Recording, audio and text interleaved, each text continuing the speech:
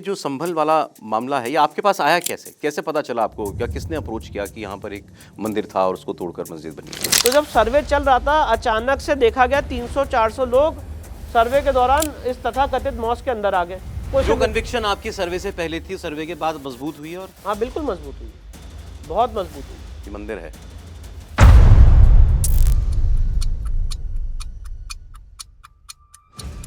तो 19 तारीख को भारी मात्रा में भीड़ परिसर के अंदर आ गई और भारी मात्रा में बाहर नारे लग रहे थे और ये हमें बोला जा रहा था कि साहब आप लोग को जो करना है जल्दी कर लो, हम इस भीड़ को नहीं रोक पाएंगे। मैं आपसे चैनल से रिक्वेस्ट करता हूँ, जरा जफर अली साहब से पूछ लें, विष्णु शंकर जैन ने जय श्री राम के नारे लगाए, ठीक है, और चारों तरफ से नारे लग रहे थे और पत्थरबाजी शुरू हो गई। 8:30 बजे से शुरू हो गई थी पत्थरबाजी।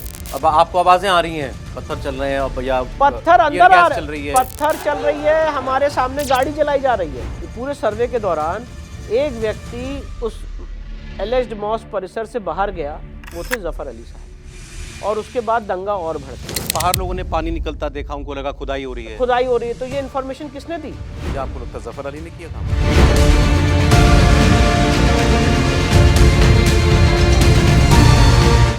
नमस्कार, बहुत स्वागत आप सभी का। आप देख रहे हैं खुल्लम खुल्ला विद सौरभ। जी हाँ, हमारी एक कोशिश हमारे इंडिया टीवी के यूट्यूब चैनल से आप तक पहुंचने की, आपसे जुड़ने की एक और जो बातें कुछ अधूरी टीवी पर रह जाती हैं, यहाँ पर वो पूरी होंगी। वो मेहमान जिनसे आप बातचीत सुनना चाहते हैं, जिनके साथ जिनके मन में क्या है वो आप जानना चाहते हैं, लेकिन कई बार समय की वजह से कई बार वो मेहमानों का समय नहीं मिल पाता, इस वजह से कुछ बातें अधूरी रह जाती हैं। लेकिन यहाँ वो सारी बातें होंगी और नाम में जैसा है, बातें होंगी बिल्कुल खुल्लम खुल्ला और तसल्ली से, बिना किसी जल्दी के। और आज आपको बहुत खास मेहमान से मिलवा रहा हूँ। मैं स्वागत कर रहा हूँ विष्णु शंकर जैन जी, हमारे साथ खुल्लम खुल्ला विद सौरभ में मेहमान हैं आज। विष्णु जी, बहुत स्वागत आपका। विष्णु जी को बड़े समय से मैं कोशिश कर रहा था कि मिलें, समय मिलें, लेकिन जो ये केस लड़ रहे हैं आजकल, उसमें इतना कुछ हो रहा है कि इनका भी समय जो है आसानी से मिलना मुश्किल है। अब जैसे आप जानते हैं, सभी लोग संभल वाले विवाद में विष्णु जो हैं वो देख रहे हैं पूरा मामला, वो हिंदू पक्ष की तरफ से, तो उसकी हम लोग आज बात करेंगे।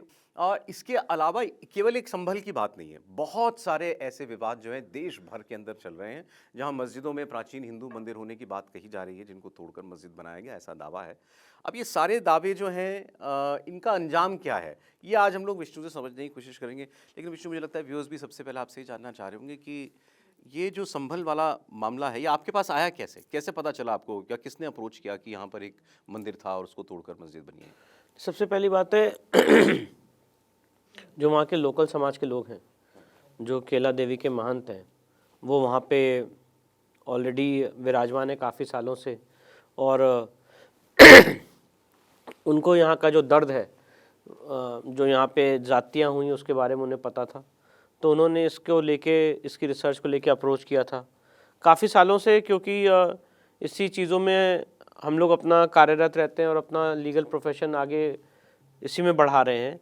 तो काफ़ी इन्फॉर्मेशन रहती है कहाँ कहाँ पे ऐसी घटनाएं हो रही हैं, तो उसमें कोई ऐसी आउट ऑफ द बॉक्स की बात नहीं है कि ये कैसे पता चला। ये आपकी जानकारी में था कि यहाँ भी एक विवाद है? हज़ारों ऐसी जगह हैं जो इस समय हमारी नॉलेज में है, तो उसके लिए ये सोचना कि ये नॉलेज में कैसे आया, ये तो वैसी बात है क्योंकि जो उस फील्ड में काम कर रहा है, जैसे अगर मैं लॉ के क्षेत्र में काम कर रहा हूँ और अगर सुप्रीम कोर्ट की कोई रिसेंट जजमेंट आए, तो ये बट ऑब्वियस है कि हमारी नॉलेज में होना चाहिए। आप अगर आज मीडिया के क्षेत्र में हैं, तो जो लेटेस्ट खबर आई या बांग्लादेश में क्या हो रहा है, तो वो ऑटोमेटिकली आपके मन मस्तिष्क में, आपकी नॉलेज में आ ही जाएगी। उसी तरह से जहाँ जहाँ मंदिरों पे जिसका ये दृष्टिकोण है, या जो इस चश्मे से चीज़ों को देख रहा है कि मंदिर तोड़ के मस्जिद बनाई जा रही है या बनाई गई है मंदिरों को तोड़ के, तो उसे उसके बारे में हर एक जगह का अध्ययन होगा। आपको कन्विंस होना पड़ेगा ना एक चीज से, जब आप कोई केस टेकअप करते हैं कि भाई इसके इन आउट मुझे सब पता हो यहाँ क्या है, तो आप इसकी पूरी हिस्ट्री में गए और यू वर कन्विंस्ड कि नहीं यहाँ ऐसा हुआ जो दावा है। यस, हमने उसकी पूरी हिस्ट्री में गए, इसके पुराणों में गए, हमने दशम ग्रंथ को पढ़ा जो गुरु गोविंद सिंह जी ने लिखा है, जिसमें बताया गया कि यहाँ पे ही जो है हमारे ईश्वर का प्राकट्य होना है, अवतार होना है। साथ ही साथ जो पूरा इसका पौराणिक पर्सपेक्टिव है कि कैसे वहाँ पे 68 तीर्थ हैं, दक्षिण में गंगा बह रही है, उसके मध्य में हरिहर मंदिर होगा, ये सारी बातें जो पुराण में लिखी हुई हैं। और साथ ही साथ जो बाबरनामा है जिसमें मेंशन्ड है कि यहाँ पे मंदिर को तोड़ा गया, साथ ही साथ ऐन अकबरी में मेंशन्ड है कि यहाँ पे एक मंदिर हुआ करता था हरिहर मंदिर, जिसको मॉस्क में कन्वर्ट किया गया है। और फिर उसके बाद अलेक्जेंडर कनिंघम, जो कार्लाइल की रिपोर्ट है उसमें मेंशन है कि किस तरह से यहाँ पे मंदिर हुआ करता था और उसको आज मस्जिद का शेप देने की कोशिश की गई है, किस तरह से वहाँ पे झूठा इंस्क्रिप्शन लगा दिया गया बाबर का और वो अपने आप में बहुत बड़ी फोर्जरी है। ये सारी चीज़ें पढ़ी और उसके बाद ये सेटिस्फाइड हुए कि हाँ एक लीगल केस बनता है और उस लीगल केस उस रिसर्च के आधार पे ऑनरेबल कोर्ट के सामने याचिका डाली। एक बार जरा फिर अब जरा अभी तक जो इस केस में कानूनी कार्रवाई हुई है उस पर बात करना मैं आपसे चाहता हूँ। 19 नवंबर को सुनवाई थी जज साहब के सामने और ये कहा जा रहा है कि उसी दिन आनन फानन में जो है उन्होंने सर्वे का ऑर्डर दे दिया, दूसरे पक्ष को बताया भी नहीं, ऐसा था क्या? देखिए, सबसे पहली बात है, जो लोग ये बोल रहे हैं कि 19 तारीख को पिटीशन लगी, उसी दिन सुनवाई हो गई, उसी दिन आदेश हो गया, ये बड़ा अनप्रेसिडेंटेड है। ये बात बोली जा रही है। अब मैं कुछ उदाहरण देना चाहता हूँ, मेरी बात को ज़रा तसल्ली से, क्योंकि खुल्लम खुल्ला बात होनी है और तसल्ली से होनी है, तो उसको ज़रा तसल्ली से सुनिएगा तो पूरा पर्सपेक्टिव आपको क्लियर हो जाएगा कि नैरेटिव कैसे बनाया जाता है। जो व्यक्ति सिविल कोर्ट में प्रैक्टिस कर रहा है पूरे उत्तर प्रदेश में, वो बात ये जानता है कि अगर आप कोई नया वाद, न्यू सिविल सूट फाइल करते हैं कोर्ट में, तो यहाँ पे हाई कोर्ट या सुप्रीम कोर्ट की तरह कोई डेट नहीं लगती है, वो उसी दिन कोर्ट में सेम डे पेश किया जाता है। पहली बात, ये उस बात का जवाब है जो लोग कह रहे हैं कि सेम डे फाइल हुआ, सेम डे सुनवाई कैसे हो गई, तो शायद उनको सिविल कोर्ट की प्रक्रिया नहीं पता है। Point number 1। और सिर्फ ये संभल में नहीं है, ऑल अक्रॉस उत्तर प्रदेश जब भी आप कोई सिविल सूट दायर करेंगे 11-12 बजे तक आप फाइल करते हैं तो उसी समय वो जज साहब के सामने पेश किया जाता है। यहाँ पे हाई कोर्ट सुप्रीम कोर्ट की तरह कोई कॉजलेस नहीं बनती कि अब एक हफ्ते बाद की डेट मिली तब लगेगा आपका केस। पॉइंट नंबर 2, जो लोगों ने कहा कि बिना मुस्लिम पक्ष को सुने कैसे एडवोकेट कमीशन का ऑर्डर हो गया, तो मुझे लगता है उनको लॉ की जो समझ है काफ़ी वीक है और उनको जो ऑर्डर 26 रूल 9 की जो प्रक्रिया है उसके बारे में जानकारी ही नहीं है। सिर्फ और सिर्फ एक अफवाह फैलाना और कोर्ट के खिलाफ एक बात बोलना आसान है, पर उसको कोर्ट के पटल पे प्रूफ करना बहुत मुश्किल है। अब मैं आपको एक जजमेंट का हवाला दे रहा हूँ, 1989 1 SCC पेज 19। ये सुप्रीम कोर्ट का जजमेंट है, बॉम्बे हाई कोर्ट के भी जजमेंट है, बहुत सारे हाई कोर्ट्स के जजमेंट हैं, सुप्रीम कोर्ट्स के भी जजमेंट है, जिन्होंने ये कहा है कि advocate commission ex parte appoint हो सकता है। एडवोकेट कमिश्नर नियुक्त करने के लिए किसी पक्ष को सुनने की ज़रूरत नहीं होती है। अब इस बात को थोड़ा गहराई में समझ लीजिए। आज इतना हो हल्ला मचाया जा रहा है, इतना शोर शराबा मचाया जा रहा है कि कमीशन नियुक्त हो गया, हमें सुना नहीं गया, हमें सुना नहीं गया। तो पहले बात तो ये समझी जाए कि क्या कमीशन नियुक्त करना ऐसा माना जाएगा कि कोर्ट ने आपके खिलाफ कोई आदेश पारित कर दिया? पहले इस बात को थोड़ा अप्रिशिएट करिए। कमीशन नियुक्त करना is not an adversarial order. सुनने की रिक्वायरमेंट वहां पे होती है जहां पे कोई एडवर्स ऑर्डर कोर्ट आपके खिलाफ पास करने जा रही हो, तब रिक्वायरमेंट होती है। एडवोकेट कमीशन की नियुक्ति एडवर्सेरियल ऑर्डर है ही नहीं, ये किसी पार्टी के खिलाफ का ऑर्डर है ही नहीं। उसका कारण क्या है? उसका कारण यह है कि एडवोकेट कमीशन की जो भी रिपोर्ट होती है, दिस इज अ मियर ओपिनियन। ये जो मैं जितनी बातें बोल रहा हूं ये लीगल पार्लर्स में सुप्रीम कोर्ट के लेवल तक डेवलप्ड है, जिस पे जजमेंट्स हैं। ऑनरेबल जस्टिस संजीव खन्ना साहब का भी जजमेंट है इस पे, इट्स अ मिनिस्टीरियल एक्ट उन्होंने कहा है। तो मतलब कोर्ट ने ये कहा कि भाई सपोज करिए फॉर एग्जांपल हम इंडिया टीवी की बात कर लें कि इंडिया टीवी में मौका क्या बोल रहा है, स्पॉट क्या बोल रहा है, तो उन्होंने एक व्यक्ति को नियुक्त किया कि आप जाके मौके पे वीडियोग्राफी फोटोग्राफी करके हमें रिपोर्ट सबमिट करिए कि कौन सी चीजें कहां पे हैं। That's it.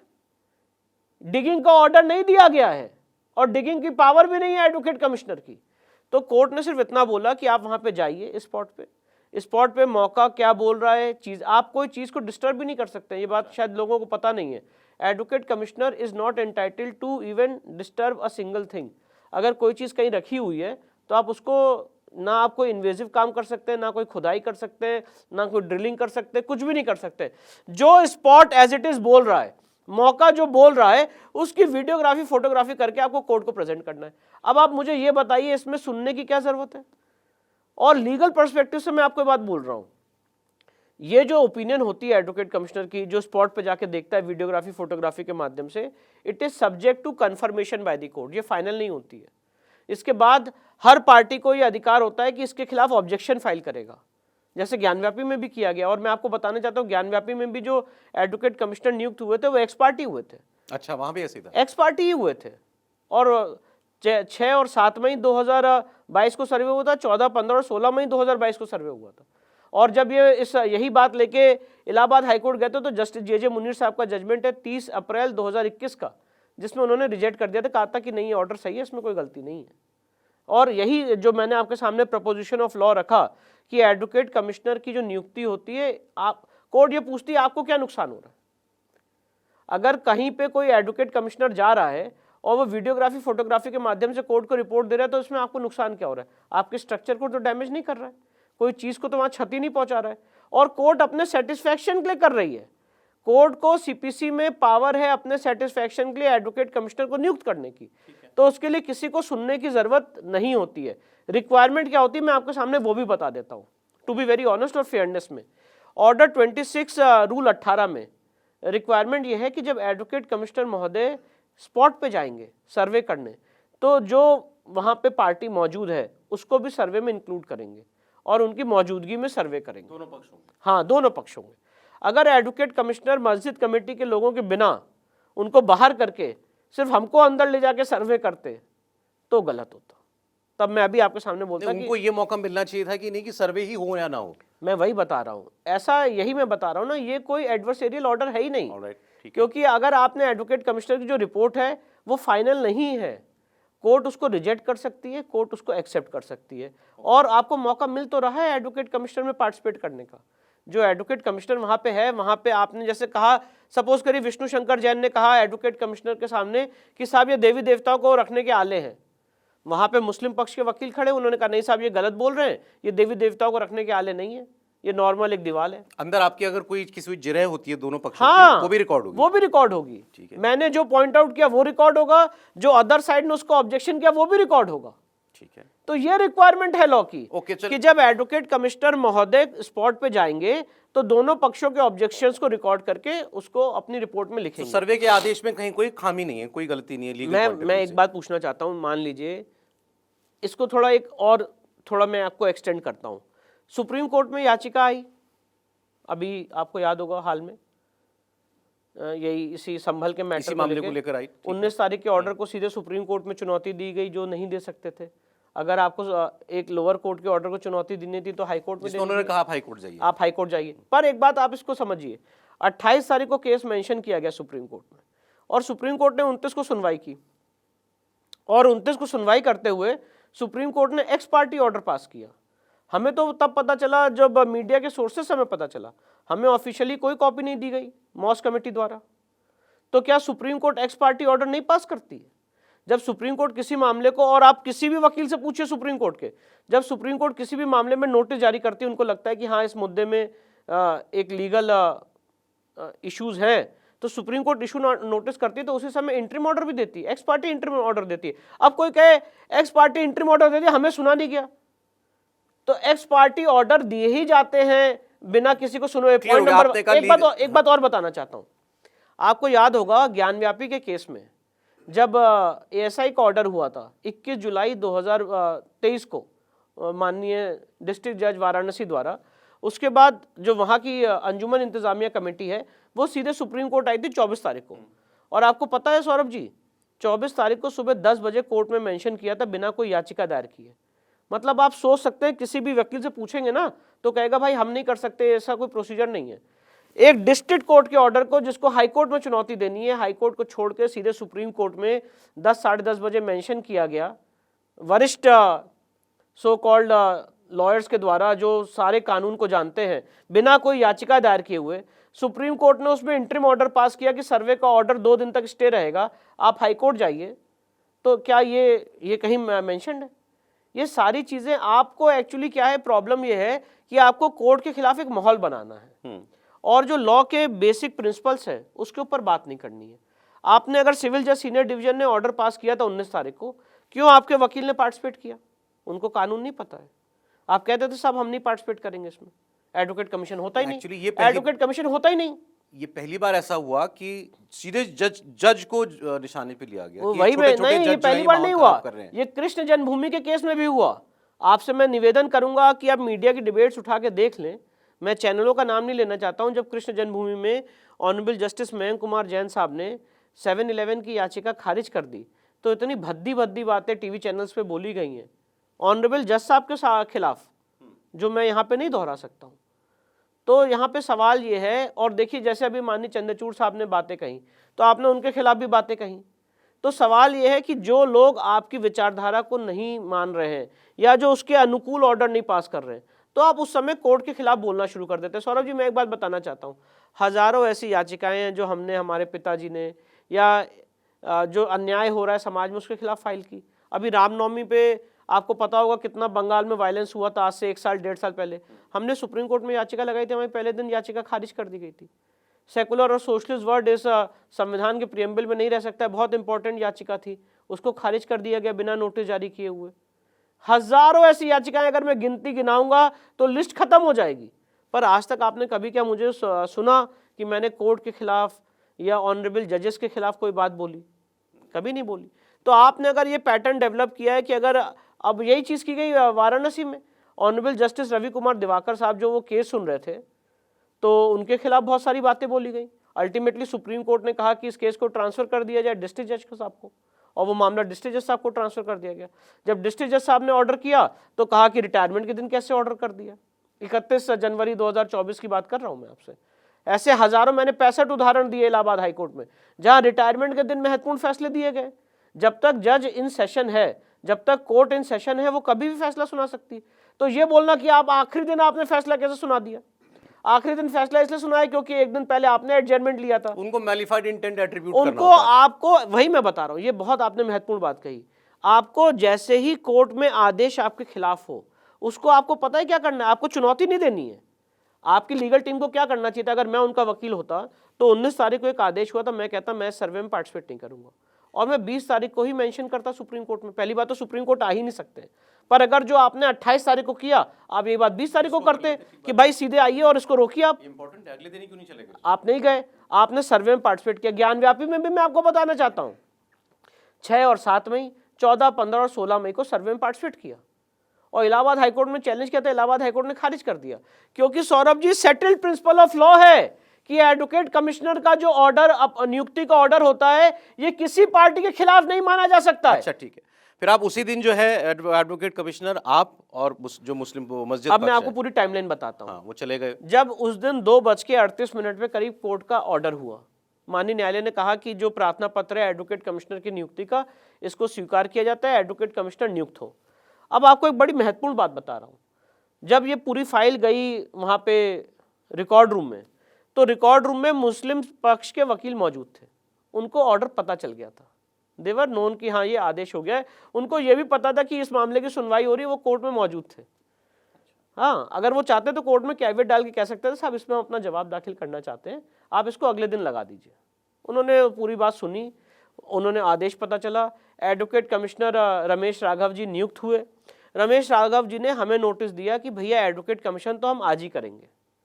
हमें भी नहीं पता था, उन्होंने कहा कि हम आज करेंगे क्योंकि मेरी कुछ पर्सनल डिफिकल्टी है, मैं कल परसों अवेलेबल नहीं हूं, तो मैं आज ही करूंगा। अच्छा, इसीलिए उस दिन हुआ? इसीलिए उस दिन हुआ। ये सारी बातें मैलाफाइड की जा रही हैं, और ये सौरभ जी मैं दोबारा रिपीट करना चाहता हूँ, जो लोग एक्चुअली क्या होता है आज पब्लिक परसेप्शन में, जो पीआईएल कोई फाइल करता है सुप्रीम कोर्ट में, या सुप्रीम कोर्ट ने जो आदेश किया वो बहुत ज़्यादा लाइमलाइट में आ जाता है और लोग जल्दी से उस प्रोसीजर को ग्रह कर लेते हैं।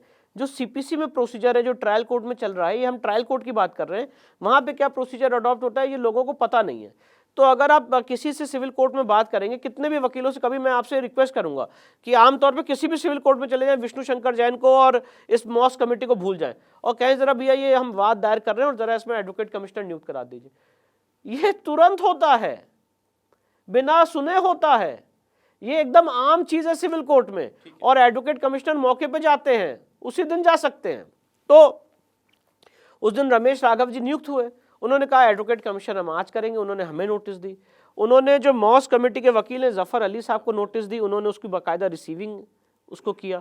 उन्होंने प्रशासन को इन्फॉर्म किया कि हम वहाँ जाना चाहते हैं, आप हमें फैसिलिटेट करिए, जो लॉ एंड ऑर्डर है उसको मेंटेन करिए। प्रशासन उनको फैसिलिटेट किया और वहाँ पे सर्वे शुरू हुआ, पर उस दिन आपने सर्वे नहीं होने दिया। और ये बात मैं आपको बोलना चाहता हूँ, आपने सवाल नहीं पूछा है पर एक फ्लो में मैं इसको बता देता हूँ। 19 तारीख को जो बोला जा रहा है सर्वे बड़ी शांति से हो गया और सर्वे टीम चली गई और 24 को दोबारा कैसे सर्वे हो गए, गलत बोला जा रहा है सौरभ जी। हमने सुना कि अंधेरा हो गया था इसलिए आप लोग नहीं, काम नहीं पूरा हो दो बातें। जब वहाँ पे सर्वे शुरू हुआ था, पहले सर्वे में अंधेरा था, जाड़े का दिन चल रहा है, 6 बजे जब सर्वे शुरू किया गया तो ऑलरेडी लाइट बहुत डिम हो चुकी थी। तो जब सर्वे हो रहा था तो बात ये हुई थी प्रशासन द्वारा और एडवोकेट कमीशन द्वारा कि प्लेंटिफ के 2 वकील मतलब मैं और हमारे जो लोकल वकील हैं वो वहाँ पे रहेंगे। साथ ही साथ जो एएसआई के वकील हैं विष्णु शर्मा जी, जो डीजीसी सिविल हैं वो रहेंगे, और जो मस्जिद कमेटी के 3 वकील हैं ये रहेंगे, और मस्जिद कमेटी के जो 5 मैनेजी हैं ये लोग रहेंगे। पहली बात मैं आपको बता दूं, ये कोई मस्जिद कमेटी रजिस्टर्ड भी नहीं है ये सिर्फ अघोषित एक नाम चल रहा है, ठीक है। तब भी वो 5 लोग वहाँ पे मौजूद रहेंगे। तो इतने लोगों को अलाउ किया गया था कि जब ये कोर्ट के ऑर्डर की कंप्लायंस में सर्वे हो रहा है तो आप रहेंगे। और उन लोगों ने भी कहा कि ठीक है साहब, आप कोर्ट के ऑर्डर आपके पास है, एडवोकेट कमिश्नर आए तो हम आपको सर्वे आप आराम से करिए, हमें कोई दिक्कत नहीं। हुआ यूँ सौरभ जी, ठीक जैसे कमीशन शुरू हुआ उसके 15-20 मिनट आधे घंटे बाद जो वहाँ के सांसद साहब हैं और विधायक साहब ये आ गए परिसर के अंदर जब सर्वे चल रहा था। कहा किसने इजाज़त दी? तो डीएम साहब से उन्होंने बोला, तो डीएम साहब ने कहा कि भाई इनको इन्फॉर्म किया गया है ऑर्डर, जो मॉस्क कमेटी के सारे लोग हैं। तो उन्होंने कहा आपने इजाज़त दी? उन्होंने कहा हाँ साहब हमने इजाज़त दी, कर रहे हैं लोग। तो फिर वो भी वहाँ पे खड़े हो गए, बर्क साहब। फिर पूछ लीजिएगा, उसका वीडियो भी उनके अंदर जाते हुए पूरी फुटेजेज है, अपने 2 गनर के साथ वो अंदर जा रहे हैं, उसकी पूरी फुटेज है। तो कोर्ट की प्रक्रिया में आप कैसे अंदर आ गए? आपको तो अलाउड नहीं था, ना आप इसमें वकील हैं ना आप इसमें पार्टी हैं, तो आप अंदर कैसे घुसे? जब एडवोकेट, सही बात है, तो बड़ी सेंसिटिव कार्रवाई है, बड़ी सेंसिटिव कार्रवाई थी, आप अंदर कैसे घुसे? और सिर्फ वहां तक नहीं रुका, जो वहां के लोकल विधायक हैं वो भी अंदर घुसे, और करते करते 200 से 300 लोग मस्जिद कमेटी के अंदर घुस गए। जब सर्वे चला तो अंदर आ गए। अच्छा, ये सब बातें नहीं बताई गई है ना, इसलिए मैं आपके सामने आया हूँ ये सारी बातें बताने। तो जब सर्वे चल रहा था अचानक से देखा गया 300-400 लोग सर्वे के दौरान इस तथाकथित मॉस्क के अंदर आ गए और हमारे वीडियो बनाने लगे अलग अलग कैमराओं से, अलग अलग फ़ोन के कैमरे से।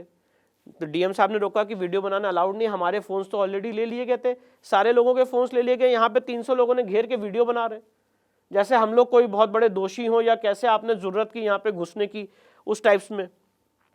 अब बहुत सारी चीज़ें अंदर की हैं जो अभी डीएम साहब ने, पुलिस ने क्यों नहीं इसमें इंटरवीन किया कि नहीं साहब आप नहीं आ सकते अंदर? अब आप सुनिए तो माहौल तो समझ लीजिए।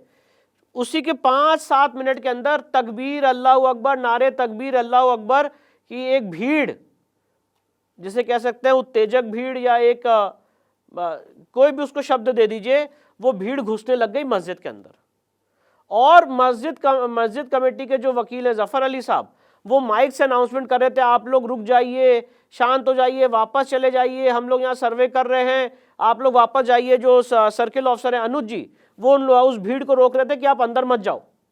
वहाँ पे पुलिस फोर्स लगी हुई थी और बराबर भीड़ को इतनी भारी मात्रा में लोग आ गए थे। वो सब रिकॉर्ड किया गया है कुछ न्यूज़ चैनल्स द्वारा, वो चलाया नहीं गया, पता नहीं क्या सिचुएशन हुई, पर ड्रोन कैमरेज में और काफ़ी जगह रिकॉर्ड किया गया। तो 19 तारीख को भारी मात्रा में भीड़ परिसर के अंदर आ गई और भारी मात्रा में बाहर नारे लग रहे थे और ये हमें बोला जा रहा था कि साहब आप लोग को जो करना है जल्दी कर लो, हम इस भीड़ को नहीं रोक पाएंगे, हम इस भीड़ को नहीं रोक पाएंगे, आप लोग जल्दी करो, आप लोग यहाँ से चले जाओ, हम नहीं रोक पाएंगे। कौन, ये प्रशासन कह रहा था या मुस्लिम पक्ष कह रहा था? नहीं, मुस्लिम पक्ष कह रहा था। जो मस्जिद कमेटी के लोग थे अंदर, जो हमें लेके गए थे कि आइए साहब अंदर सर्वे कर लीजिए, वही कहने लग गया कि हम इस भीड़ को नहीं रोक पाएंगे, आप लोग यहां से चले जाओ। तो इस स्थिति में वहां से 7:30 बजे हम लोगों को निकलना पड़ा और जब निकल रहे थे तो चारों तरफ से एक समाज के वर्ग ने घेर रखा था और ये जो नारे हैं यही नारे लग रहे थे। तो जब प्रशासन की गाड़ियों में, क्योंकि हम लोग उस दिन भी कोतवाली पुलिस स्टेशन पहुंचे थे 5 बजे के करीब, 5:30 बजे के करीब पहुंचे थे और वहां से प्रशासन की गाड़ी के साथ ही गए थे इस जो डिस्प्यूटेड एरिया है। और जब निकले तो पूरी तरफ से लोगों ने घेर रखा था और तकबीर अल्लाहू अकबर के नारे लगा रहे थे जैसे वहां पे कोई जंग चल रही हो। और उसके बाद जो वहाँ के सांसद साहब हैं उन्होंने तो जो भड़काऊ बातें कही हैं कि रेश मात्र भी प्रूफ नहीं मिला, ता क़यामत मस्जिद रहेगी, और भी जो बातें हैं उन्होंने अपनी वहाँ पे की। और ये बता दिया गया कि 19 तारीख का सर्वे बड़ी शांतिपूर्ण ढंग से कंप्लीट हो गया, इससे बड़ा झूठ कुछ नहीं हो सकता है। और ये सारी बातें वीडियोग्राफ फोटोग्राफ्ड हैं जो मैं आपके सामने। कुछ काम करने का मौका मिला आपको अंदर इस माहौल में? नहीं, कहाँ काम कर पाएगा व्यक्ति। आप सोचो जब आप काम करो 300 लोगों ने आपको घेर रखा है और एक प्रेशर बनाने की कोशिश की जा रही है। बाहर 4-5 हज़ार 10 हज़ार लोग, मैं नहीं जानता कितने लोग थे, जो नारे लगाए जा रहे हैं और बोला जा रहा है कि भैया जल्दी करो, आप जाओ यहाँ से, नहीं तो हम इनको नहीं रोक पाएंगे। तो क्या कोई व्यक्ति इस माहौल में काम कर सकता है? नहीं हो पाया काम उस दिन। इसके बाद एडवोकेट कमिश्नर ने हमें नोटिस दिया 23 तारीख को शाम को करीब 5 बजे कि, और उसमें उन्होंने नोटिस में मेंशन किया है कि उस दिन अंधेरा हो गया था, तो नाइट विजन में तो फोटोग्राफी हो पाई पर डे के फीचर्स हम स्टडी नहीं कर पाए। और ये भी बात उस नोटिस में मेंशन की कि नारे लग रहे थे और ये बोला गया कि आप लोग यहाँ से चले जाइए नहीं तो हम भीड़ को नहीं रोक पाएंगे। इस स्थिति में उस दिन कमीशन नहीं हो पाया। ये जो बात मैं आपके सामने बोल रहा हूँ ये छुपाई जाती है। जो बहुत बड़े बड़े सीनियर पॉलिटिशियंस हैं, वकील हैं, या जो भी लोग इस मुद्दे पे बात करते हैं वो कहते हैं 19 को सर्वे हो गया तो 24 को सर्वे करने की क्या जरूरत थी। भैया 19 को सर्वे हुआ ही नहीं, पॉइंट नंबर 1। पॉइंट नंबर 2, 24 को सर्वे इसलिए ये नोटिस एडवोकेट कमिश्नर ने दी। अब एक बात और है, उन्होंने कहा कि जब 19 को सर्वे हो गया तो 24 को कोर्ट का कोई ऑर्डर नहीं था। कोर्ट का ऑर्डर नहीं है, कोर्ट का ऑर्डर नहीं था, ये भी बोला गया। अब मैं आपको ये बताना चाहता हूं, आप अगर देखिए माहौल, आदमी मीडिया में कुछ भी बोल सकता है पर जो लीगल चीजें हैं वो तो लॉ के हिसाब से चलेंगी। माननीय न्यायालय का आदेश ये था 19 नवंबर का एडवोकेट कमिश्नर को कि प्रार्थना पत्र 8 जो हमारी एप्लीकेशन थी एडवोकेट कमिश्नर नियुक्त करने की, उसको अलाउ किया जाता है। आप वहां पे सर्वे करके 29 तारीख तक अपनी रिपोर्ट सबमिट करें। तो मतलब 19 तारीख से लेके 29 तारीख तक एडवोकेट कमिश्नर को ये लिबर्टी थी कि उस परिसर में कितनी बार भी जा सकता था। हर बार जाने के लिए कोर्ट के आदेश की जरूरत नहीं है। वो 29 तारीख से पहले 8 बार, 10 बार, 9 बार, जितनी बार जाना चाहे वहां पे जा सकता है। ऐसा नहीं है कि आप एक बार गए फिर आप आए फिर आपने ऑर्डर लिया फिर जाएंगे। जब उसको लगेगा काम हो गया तब तक वो जब तक उसको लगता नहीं कि मेरा काम हो गया, वीडियोग्राफी फोटोग्राफी हो नहीं गई, सारे फीचर्स स्टडी हो गए, सारी बातें कैप्चर हो गई, जब तक उसको ये नहीं लगता है तब तक वो उतनी बार जा सकता है, 19 से लेके 29 तक। Point number 1। तो जो लोग ये बात बोल रहे हैं कि 24 को कैसे चले गए वो बिना कोर्ट के ऑर्डर के, वो सिर्फ और सिर्फ एक विद्वेष फैलाना चाह रहे हैं, भ्रम फैलाना चाह रहे हैं और जो लीगल प्रोसीजर है उसको नहीं मानना चाह रहे, उसको फॉलो नहीं करना चाह रहे। पॉइंट नंबर 1, जब एडवोकेट कमिश्नर ने 23 तारीख को नोटिस दी तो मैं आपको बताना चाहता हूं, इस बात को जरा मेरी गंभीरता से लीजिएगा। जफर अली साहब ने उस नोटिस को रिसीव किया 23 तारीख को शाम को 6 बजे। जो बाद में कह रहे हैं मुझे नहीं मिला था, उन्होंने रिसीव किया भैया, उनका साइन है बाकायदा। और जो एडवोकेट कमिश्नर महोदय उन्होंने खुद उनसे रिसीविंग कराई है। तो और प्रशासन के लोगों ने तो ये कह रहे हैं कि नहीं मिला था, कैसे हो सकता है, आपके खुद के साइन है। तो पॉइंट नंबर 1। पॉइंट नंबर 2, अगर आपको ये लग रहा था कि, और उसमें मेंशन था कि 24 तारीख को सुबह 7 से 11 के बीच में सर्वे होगा। अब अगर जफर अली साहब को ये लगता था कि ये सर्वे नहीं होना चाहिए तो आप तभी ऑब्जेक्ट कर सकते थे। आप कह सकते थे कि साहब मैं इस सर्वे में नहीं पार्टिसिपेट करूंगा। आप सुप्रीम कोर्ट में मेंशन कर सकते थे। ज्ञान व्यापी के केस में रात के 3 बजे मेंशन किया ही था, आपको अगर याद होगा 3 बजे रात में मेंशन किया था। वो नहीं मेंशन टेकअप हुआ था वो एक अलग बात है, पर मेंशन किया गया था और बाकायदा सबको पता चला था सर्वे होने जा रहा है और हम इसको नहीं होने देंगे, विरोध किया गया था। पर आपने उसमें पार्टिसिपेट किया। और आपको एक बात और बताना चाहता हूँ सौरभ जी, 24 तारीख को सुबह, और द रिकॉर्ड 24 वो दिन है जिस दिन दंगा हुआ। हाँ, जिस नहीं दंगा तो 19 को भी था, बस क्योंकि कोर्ट का ऑर्डर हो गया तो उस दिन पत्थर नहीं चल पाए। मतलब पत्थरबाजी, मतलब आप ये सोचिए ना, क्योंकि कोर्ट का ऑर्डर 3 बजे हुआ था, मौके पे 6 बजे पहुंचे थे, तो जो माहौल था उस दिन बस पत्थर गुम्मे इकट्ठा नहीं हो पाए थे क्योंकि फर्स्ट टाइम। हाँ, नहीं तो उस दिन भी यही सब होता, कोई बात नहीं। 24 तारीख को जब हमें बोला गया एडवोकेट कमिश्नर द्वारा, वही पैटर्न कि आप लोग कोतवाली पुलिस स्टेशन पहुंचेंगे सुबह 6:30 बजे। कोतवाली पुलिस स्टेशन से सारे लोग साथ जाएंगे प्रशासन की अगुवाई में, प्रशासन की गाड़ियों में, और वहां पे 7 से 11 सर्वे करेंगे। मैं डीजीसी सिविल जो राज्य सरकार के वहाँ के वकील हैं, केंद्र सरकार के वकील, एएसआई के, हमारे लोकल काउंसिल, ये सारे लोग वहाँ पे टाइम पे पहुँच गए। डीएम, एसपी साहब, जितने प्रशासन के आला अधिकारी हैं वो सब वहाँ पे पहुँच गए। ये था कि सर्वे की ये जो अपने 4-5 लोग हैं इनको एक साथ ले जाना और एक साथ लेके आना है, और वो पूरा एरिया कॉर्डन ऑफ कर दिया गया था। जफर अली साहब आए 7:30 बजे। अच्छा, हाँ, 7:30 बजे आए कोतवाली पुलिस स्टेशन और उन्होंने कहा साहब मैं तो लेट हो गया और अभी हमारे 1-2 वकील और आ रहे हैं तो अभी थोड़ा रुक जाइए। और तो हुआ कि नहीं भाई, ये तो ऑलरेडी एडवोकेट कमिश्नर ने टाइमिंग मेंशन की हुई, तो हम तो सर्वे शुरू कर रहे हैं, आप अपने वकील साहब को बोलिए कि वहीं पे सीधे परिसर में आ जाए। ठीक है, वहाँ से हम लोग ने उस दिन वॉक किया, जो प्रशासन के जितने लोग थे उनकी अगुवाई में, डीएम और एसपी संभल, इन सारे लोगों की अगुवाई में और एडवोकेट कमिश्नर की अगुवाई में हमने कोतवाली पुलिस स्टेशन से वॉक करके हम लोग गए इस परिसर में। तो पूरा ये एरिया नजदीक ही है ये? हाँ नज़दीक है, मुश्किल से 250-300 मीटर का फासला होगा। तो ना वहाँ पे कोई लोग थे, ना वहाँ पे कोई लोग आ सकते थे, ना वहाँ पे कोई नारे लगे जय श्री राम के। आप कितने बजे पहुंच गए थे वहां फिर? पौने 8 बजे पहुँच गए थे मस्जिद परिसर परिसर में। आप हाँ पहुंच गए। पौने 8 बजे पहुँच गए थे और पौने 8 बजे वहाँ पे उनके जो बाकी 2 वकील थे वो भी आ गए और कमीशन का काम उनकी अगुवाई में, उनकी देखरेख में शुरू हुआ। एक सेकंड, क्योंकि ये फिर बाद में हुआ कि दंगा इसलिए हुआ क्योंकि हिंदू पक्ष के साथ जो आ रहे थे वकील वो वगैरह, एकदम उनके साथ झूठ है, नारे लग रहे थे, वो एकदम लोग थे। झूठ है। मैंने आपको इसलिए ये टाइमलाइन बताई, ये बात इसलिए मैंने कोई बताई। लोकल लोग थे आपके साथ उस वक्त? कोई नहीं था भाई, कोई नहीं था। उसकी पूरी वीडियो फुटेजेस हैं, वो सारी बातें एडवोकेट कमिश्नर की इस कैमरे में भी रिकॉर्डेड हैं और जो मीडिया के लोग थे उनमें भी रिकॉर्डेड हैं। हम तो कोतवाली पुलिस स्टेशन से, एक्चुअली वो जो एरिया वहाँ पे 5 गलियाँ जाती हैं, 5 से 6 गलियाँ जाती हैं उस मॉस्क परिसर में पहुँचने के लिए। तो हम तो कोतवाली पुलिस स्टेशन से प्रशासन और एडवोकेट कमिश्नर और जफ़र अली साहब की खुद, मैं आपसे चैनल से रिक्वेस्ट करता हूँ, ज़रा जफ़र अली साहब से पूछ लें विष्णु शंकर जैन ने जय श्री राम के नारे लगाए थे क्या जाते वक्त? वो तो मेरे साथ खुद थे, वो मेरे साथ खुद थे। और मैं डीएम, एसपी, एसडीएम, सीओ, ये सारे लोग एक साथ गए हैं। तो नारे लगाने की बात आती कहाँ से है भाई? वहाँ पे कोई लोग ही नहीं मौजूद थे, पूरा एरिया कॉर्डन ऑफ हो चुका था, सुबह के 7:30 बज रहे थे, सारी दुकानें बंद कर दी गई थी। तो वहाँ पे स्थानीय लोग ही नहीं थे, तो नारे कहाँ से लगेंगे? पहली बात। और मैं तो इन लोगों के साथ गया था, तो मेरी नारे लगाने की तो बात ही नहीं आती है। अब इसके बाद जब, तो ये बहुत बड़ा झूठ फैलाया गया माननीय बैरिस्टर साहब द्वारा, और जो बड़ी बड़ी पार्टी के जो अध्यक्ष हैं, नेताओं ने कही, बहुत लोगों ने बात कही। और ये देखिए कैसे नैरेटिव बदला जाता है और ये कितना बड़ा आपने झूठ फैलाया।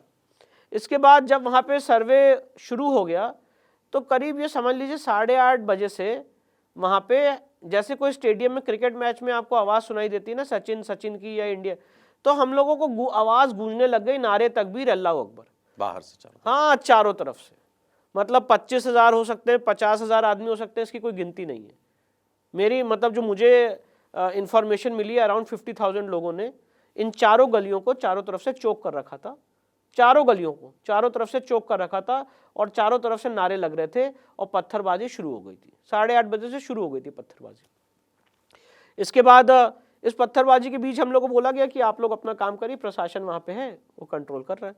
हम लोग अपना काम कर रहे थे, जो एडवोकेट कमिश्नर है, जो जो उनको पॉइंट आउट करना था पॉइंट आउट कर रहे थे। मस्जिद कमेटी के वकील भी उसमें मौजूद है, वो कह रहे थे कि नहीं, विष्णु शंकर जैन जो बोल रहे हैं ये सही नहीं है, हम इसको ऐसा मानते हैं। वो सब भी उन्होंने रिकॉर्ड किया सारी बातें। ये आप रिवील नहीं कर सकते जो अंदर हुआ? हाँ, जो अंदर हुआ वो हम रिवील नहीं कर सकते, इसमें सुप्रीम कोर्ट का ऑर्डर है कि आप अपनी रिपोर्ट सील कवर में दीजिए एडवोकेट कमिश्नर की। तो इसलिए अभी मेरा कुछ बोलना कि अंदर क्या मिला क्या नहीं मिला वो नहीं बोला जा सकता है। तो हमने जो बातें पॉइंट आउट करनी थी हमने की, जो मस्जिद कमेटी के 3 वकील थे, जफ़र अली साहब, कासिम जी और एक और थे, उनको जो ऑब्जेक्ट करना था वो कर रहे थे। मस्जिद के हर एक परिसर में, एलिज्ड मॉस्क में, हर एक जगह उनके लोगों के सामने गए हैं, ठीक है। अब इसके बाद वहाँ पे थोड़ी देर बाद टीयर गैस चलने लग गए। टीयर गैस की जो पूरा आंसू गैस जब चलती है तो अगर आपने शायद कभी उसको फेस किया हो तो पूरा आपकी आंखें और सब जलता है, सांस लेना भी बड़ा मुश्किल हो जाता है। तो उस बीच चारों एटमॉस्फेयर में चारों तरफ, क्योंकि छत पे पुलिस वाले मौजूद थे, वो भी टीयर गैस से चला रहे थे, तो वहाँ से ये पूरी आंसू गैस हमारे ऊपर और पूरी अंदर महसूस हो रहा था। उसके बीच में कमीशन की कार्रवाई कर रहे थे कि भाई क्या कर सकते हैं, कमीशन की कार्रवाई नहीं रोक सकते।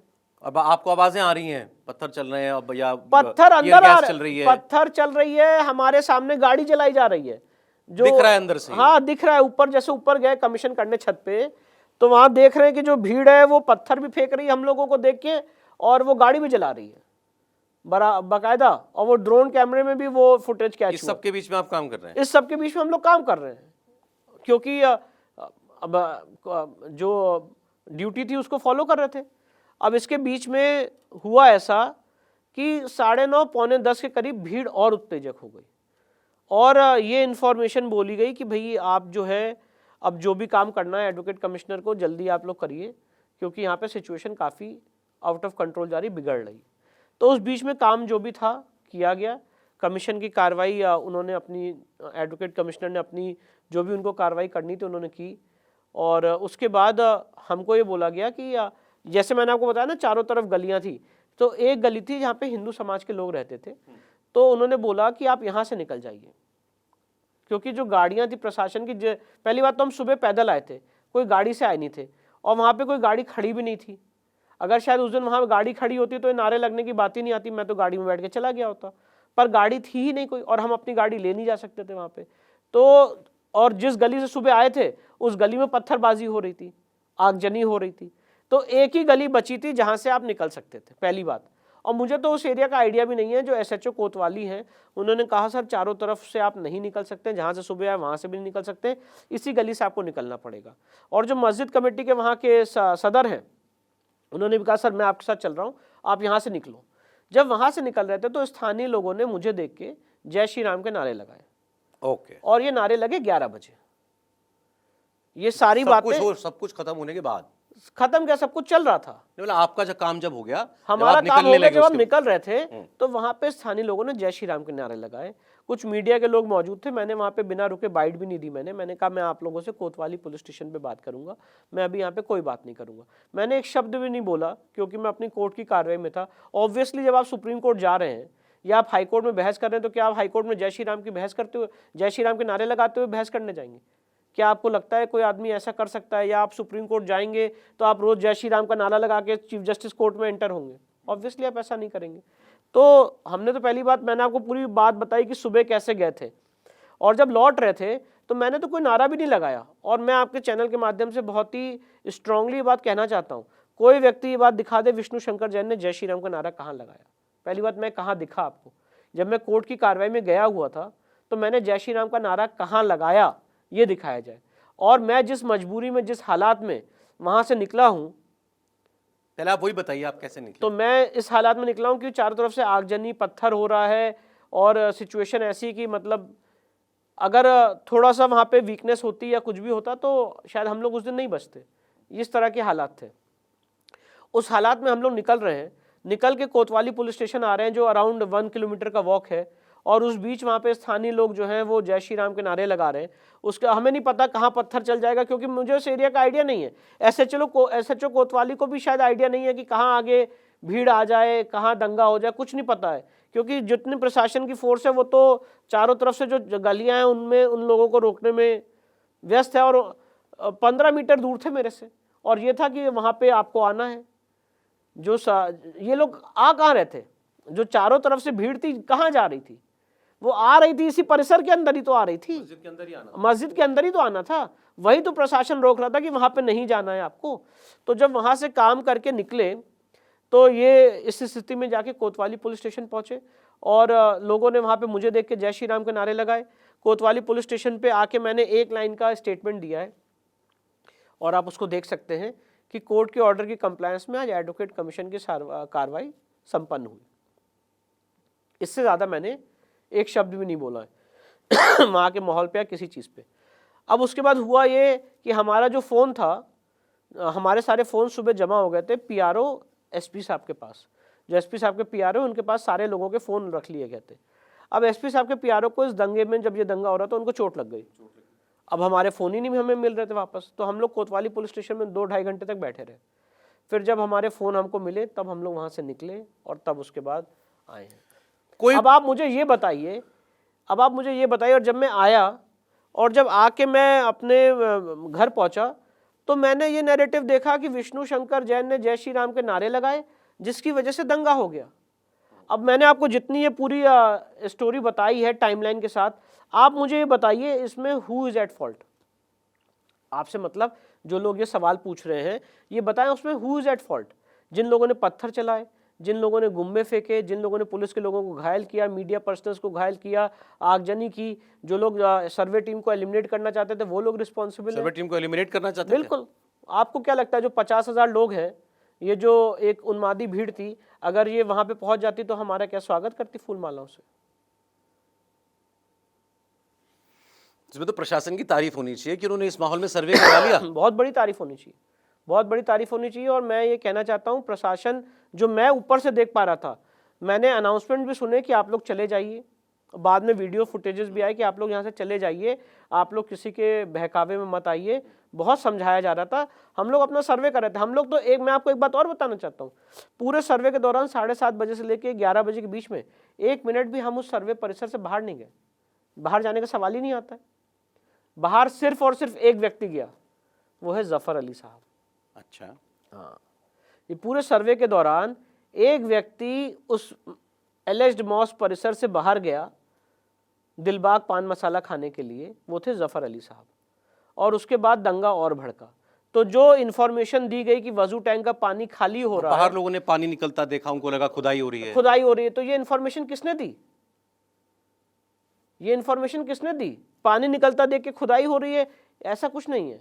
इंफॉर्मेशन दी गई है, बकायदा भड़काया गया है कि अंदर खुदाई होने जा रही है और आपकी मस्जिद आपके हाथ से जा रही है। ये आपको लगता है जफर अली ने किया काम? अब ये भगवान जाने किसने किया है, मैं ये एलिगेशन नहीं लगा सकता, पर सारे लोगों में से जो अंदर सर्वे में थे एक ही व्यक्ति बाहर निकला है, वो थे जफर अली साहब। बाकी उनके जो 2 वकील थे वो बराबर मेरे साथ मौजूद थे, हमारे जो वकील थे वो बराबर हमारे साथ मौजूद थे। एक ही व्यक्ति बाहर निकले, वो है जफर अली साहब, और कोई बाहर नहीं निकला है। और जफर अली साहब इसका डिनाइल भी नहीं कर सकते। अब उन्होंने बाहर जाके क्या बोला, बोला नहीं बोला, मुझे नहीं पता, पर ये जो इन्फॉर्मेशन जो मुझे बाद में आके बाहर पता चली कि लोग और भीड़ और उत्तेजक हो गई, ये सारी चीजें हो गई क्योंकि उनको लगा खुदाई हो रही है, तो ये इन्फॉर्मेशन दी किसने? भीड़ के भड़कने के पीछे 2 ही रीजन दिए गए, एक कि नारे लगे साहब कोई वहां पर जय श्री राम के, और दूसरा ये कि वही जो आपने कहा पानी निकल रहा था और उसको लोगों ने समझ लिया कि खुदाई हो रही है। तो पहली बात तो जय श्री राम के नारे तो 11 बजे जब मैं वहां से निकला जब वापस जा रहे हैं तब कुछ लोगों ने तब कुछ लोगों ने लगाया, मुश्किल से 8-10 लोगों ने। हिंदू पॉपुलेशन वहां पे मुश्किल से 1 मिनट, जय श्री राम के नारे कोई मुस्लिम समाज के व्यक्ति तो लगाएगा नहीं। वहां पे जो हिंदू समाज के लोग रह रहे हैं इस समय, पॉपुलेशन रेशियो है 90:10, 10% हिंदू समाज के लोग हैं, 90% मुस्लिम समाज के लोग हैं। तो उसमें से वो 10% लोगों में से मुश्किल से 8 या 10 लोग आए। आप अगर उस वीडियो को देखेंगे तो ऐसा लग रहा है कि बहुत ज्यादा लोग हैं, पर अगर आप उसका टॉप एंगल लेंगे तो पीछे से 7-8 लोग ही हैं। उन 7-8 लोगों ने मुझे देख के जय श्री राम के नारे लगाए। फिर वो आपने क्लियर किया कि वो भी उससे पहले तो सब हो चुका था, दंगा उससे पहले सब हो चुका था, वो नारे भी मैंने नहीं लगाए, उस स्थानीय लोगों ने लगाए, मैं उनको नहीं जानता, मैं उनसे आज तक कभी मिला भी नहीं। और कोई प्रोवोकेशन नहीं था दंगे का सिवाय इसके कि अंदर सर्वे चल रहा है, बस यही था कि अंदर सर्वे चल रहा है। और ये सारी बातें आप अगर, मैं आपसे कभी रिक्वेस्ट करूंगा, इसका थोड़ा सा इन्वेस्टिगेटिव जर्नलिज्म करने की भी जरूरत नहीं है। ये सारी चीजें टाइमलाइन पे मौजूद हैं, जो चैनल्स वहाँ पे थे, बहुत सारे लोग वहाँ पे ग्राउंड रिपोर्टिंग कर रहे थे, उनके आप टाइम्स देख लीजिए।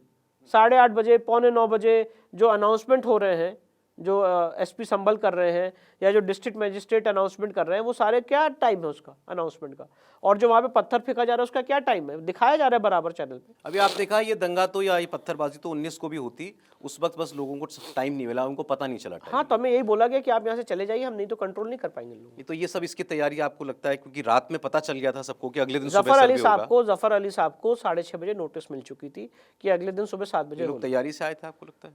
भाई इतने जो पत्थर है, 17 ट्रक पत्थर, आप मुझे बताइए सौरभ जी, क्या 1 घंटे में इकट्ठे हो सकते हैं? 17 ट्रक पत्थर इकट्ठे किए गए, इतनी आगजनी की गई, और जो क्रॉस फायरिंग हुई है वो तो आपने देखा ही। तो आवाज बुलेट्स की आवाज आ रही, बुलेट्स की आवाज आ रही थी, आंसू गैस की आवाज आ रही थी, पेलेट गन्स की आवाज आ रही थी, ऐसा लग रहा था कि आप वॉर जोन में है। तो आप ये मुझे बताइए, ये सारी चीजें जो मतलब इकट्ठा की गई, अब ये तो इंक्वायरी का विषय है कि किसने किसको मारा, मैं उस चीज में नहीं पढ़ना चाहता हूँ, ना वो मेरा डोमेन है, क्योंकि मैं तो, वो आपके सामने थोड़ी हुआ है, मेरे सामने हुआ ही नहीं, मैं तो कमीशन की कार्रवाई में अंदर था। पर आप मुझे ये बताइए, एक इसको जरा, जितने लोग सुन रहे हैं उसको जरा ठंडे दिमाग से सोचें।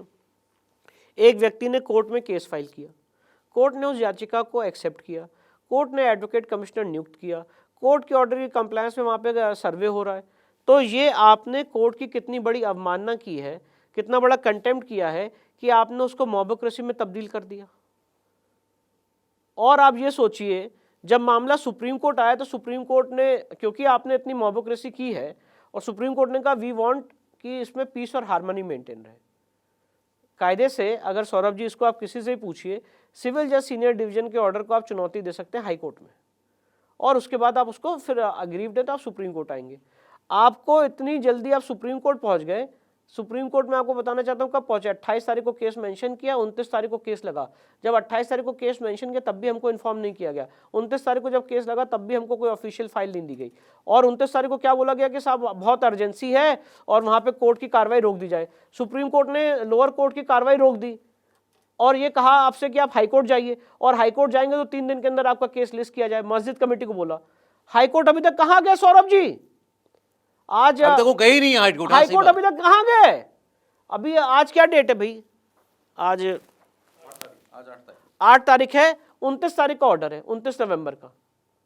तो 28 तारीख को केस फाइल किया, इतनी अर्जेंसी में सुप्रीम कोर्ट में लिस्ट कराया अगले दिन, क्योंकि सुप्रीम कोर्ट में अगले दिन लिस्ट कराना बड़ा मुश्किल काम है, एक हफ्ते बाद कभी होता है, तो बहुत एक्सट्रीम अर्जेंसी थी कि सब बहुत बड़ी प्रेजुडिस होने वाली है हमारे साथ, इसको तुरंत सुन लीजिए। 29 तारीख को सुप्रीम कोर्ट ने सुना और कहा कि आप हाईकोर्ट जाइए, और हाईकोर्ट जब जाएंगे तो 3 दिन के अंदर हाईकोर्ट में याचिका दायर की जाए। हाईकोर्ट अभी तक कहाँ गए, 8 दिसंबर हो चुका है। तो जो व्यक्ति मैं पूछना चाहता हूं, अगर वो ऑर्डर गलत है 19 नवंबर का, तो उसको हाईकोर्ट देखेगा ना, पर आप हाईकोर्ट अभी तक मेरिट पे चैलेंज ही नहीं किया आपने उसको अभी तक। Point number 1। पॉइंट नंबर 2, एक कोर्ट के खिलाफ माहौल बनाने की कोशिश की जा रही है कि पहली बात जो लोग इस तरह के, पहली बात तो एक 2 चीजें हैं, मैं आपको थोड़ा सा मुझे समय दीजिएगा बताना चाहता हूं कि ये बताने की कोशिश की जा रही है कि विष्णु शंकर जैन की वजह से 5 लोग मरे, जो कि सरासर गलत है। दूसरा ये बताने की कोशिश की जा रही है कि जय श्री राम की वजह से दंगा हुआ, जो सरासर गलत है। तीसरी सबसे इंपॉर्टेंट बात यह है कि ये बोला जा रहा है, अब एक बड़े लार्जर पिक्चर पे मैं बात कर रहा हूं जिसमें विष्णु शंकर जैन या हरिशंकर जैन का रोल नहीं है। एक लार्जर पिक्चर पे बात की जा रही है कि आप कहाँ कहाँ खोदोगे, कहाँ कहाँ खोदोगे आप। अब आप मुझे बताइए खुदाई का ऑर्डर कहाँ हुआ है। आप एक जो बड़े बड़े बैरिस्टर्स हैं वो बिना पढ़े लिखे बात कर रहे हैं।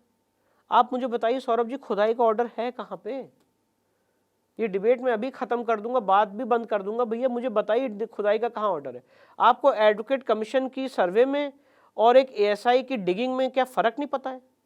एएसआई की डिगिंग होती है Saurabh ji under order 26 rule 10A of the CPC, जिसे साइंटिफिक इन्वेस्टिगेशन कहते हैं, जिसमें प्रॉपर मैकेनिज्म्स यूज होते हैं, उसमें डिगिंग का ऑर्डर होता है। भोजशाला में डिगिंग का ऑर्डर है नहीं, ज्ञानव्यापी में डिगिंग का ऑर्डर है नहीं, कृष्ण जन्मभूमि में कोई डिगिंग का ऑर्डर है नहीं, ना एएसआई सर्वे का ऑर्डर है, जिसको सुप्रीम कोर्ट ने भी रोका। बाबरी में हुआ था, बाबरी में हुआ था, वो भी 2002 में जस्टिस सुधीर नारायण की बेंच ने किया था। केस फाइल हुआ था 1950 में। एडवोकेट कमीशन का सर्वे हुआ था डिमोलिशन से पहले 1989-1990 में, वहां पे भी हुआ था। उसकी वीडियोग्राफी भी मौजूद है, फोटोग्राफ्स मौजूद है बिफोर डिमोलिशन और उसके बाद 2002 में, क्योंकि ये प्रमाण नहीं मिल पा रहे थे, कि डायरेक्ट एविडेंस नहीं मिल पा रही थी कि बाबर ने डिमोलिश किया है कि नहीं, इसके लिए सर्कमस्टेंशियल एविडेंस के लिए वहाँ पे डिगिंग का ऑर्डर दिया गया था। उस डिगिंग के ऑर्डर में भी राम मंदिर में काफ़ी मंदिर के अवशेष नीचे से मिले, और उस समय भी मैं आपको बताना चाहता हूँ बहुत जगह ऐसे ट्रेंचेस बनी हुई थी जहाँ पे ऑब्जेक्ट किया गया, जहाँ पे खुदाई नहीं करने दी गई। आपको याद होगा अभी रिसेंटली जब राम मंदिर बन रहा था, तो हमारे जो सीनियर हैं चंपत राय साहब, उन्होंने दिखाया कि कितने मंदिर के अवशेष और निकले जो उस समय नहीं निकाले। वो वहां तो भी पहुंचे ही नहीं है, यहाँ तो वो स्टेज ही नहीं आई है, वो स्टेज ही नहीं आई, और ये भी नहीं पता वो स्टेज आने की जरूरत होगी कि नहीं, क्योंकि यहाँ पे ज्ञानव्यापी में बिना डिगिंग के एएसआई रिपोर्ट दे चुका है मंदिर परिसर है, भोजशाला में बिना डिगिंग के एएसआई रिपोर्ट दे चुका है कि एक मंदिर परिसर है। आजकल तो ऐसी टेक्नोलॉजी आ गई कि डिगिंग की जरूरत ही नहीं है, तो डिगिंग कोई कर ही नहीं रहा है। यहाँ पे तो मस्जिद जो एलिज्ड मॉस्क है ज्ञानव्यापी की, वो आपको अपने आप ही देख के लग रहा है कि एक हिंदू मंदिर का भग्नावशेष है।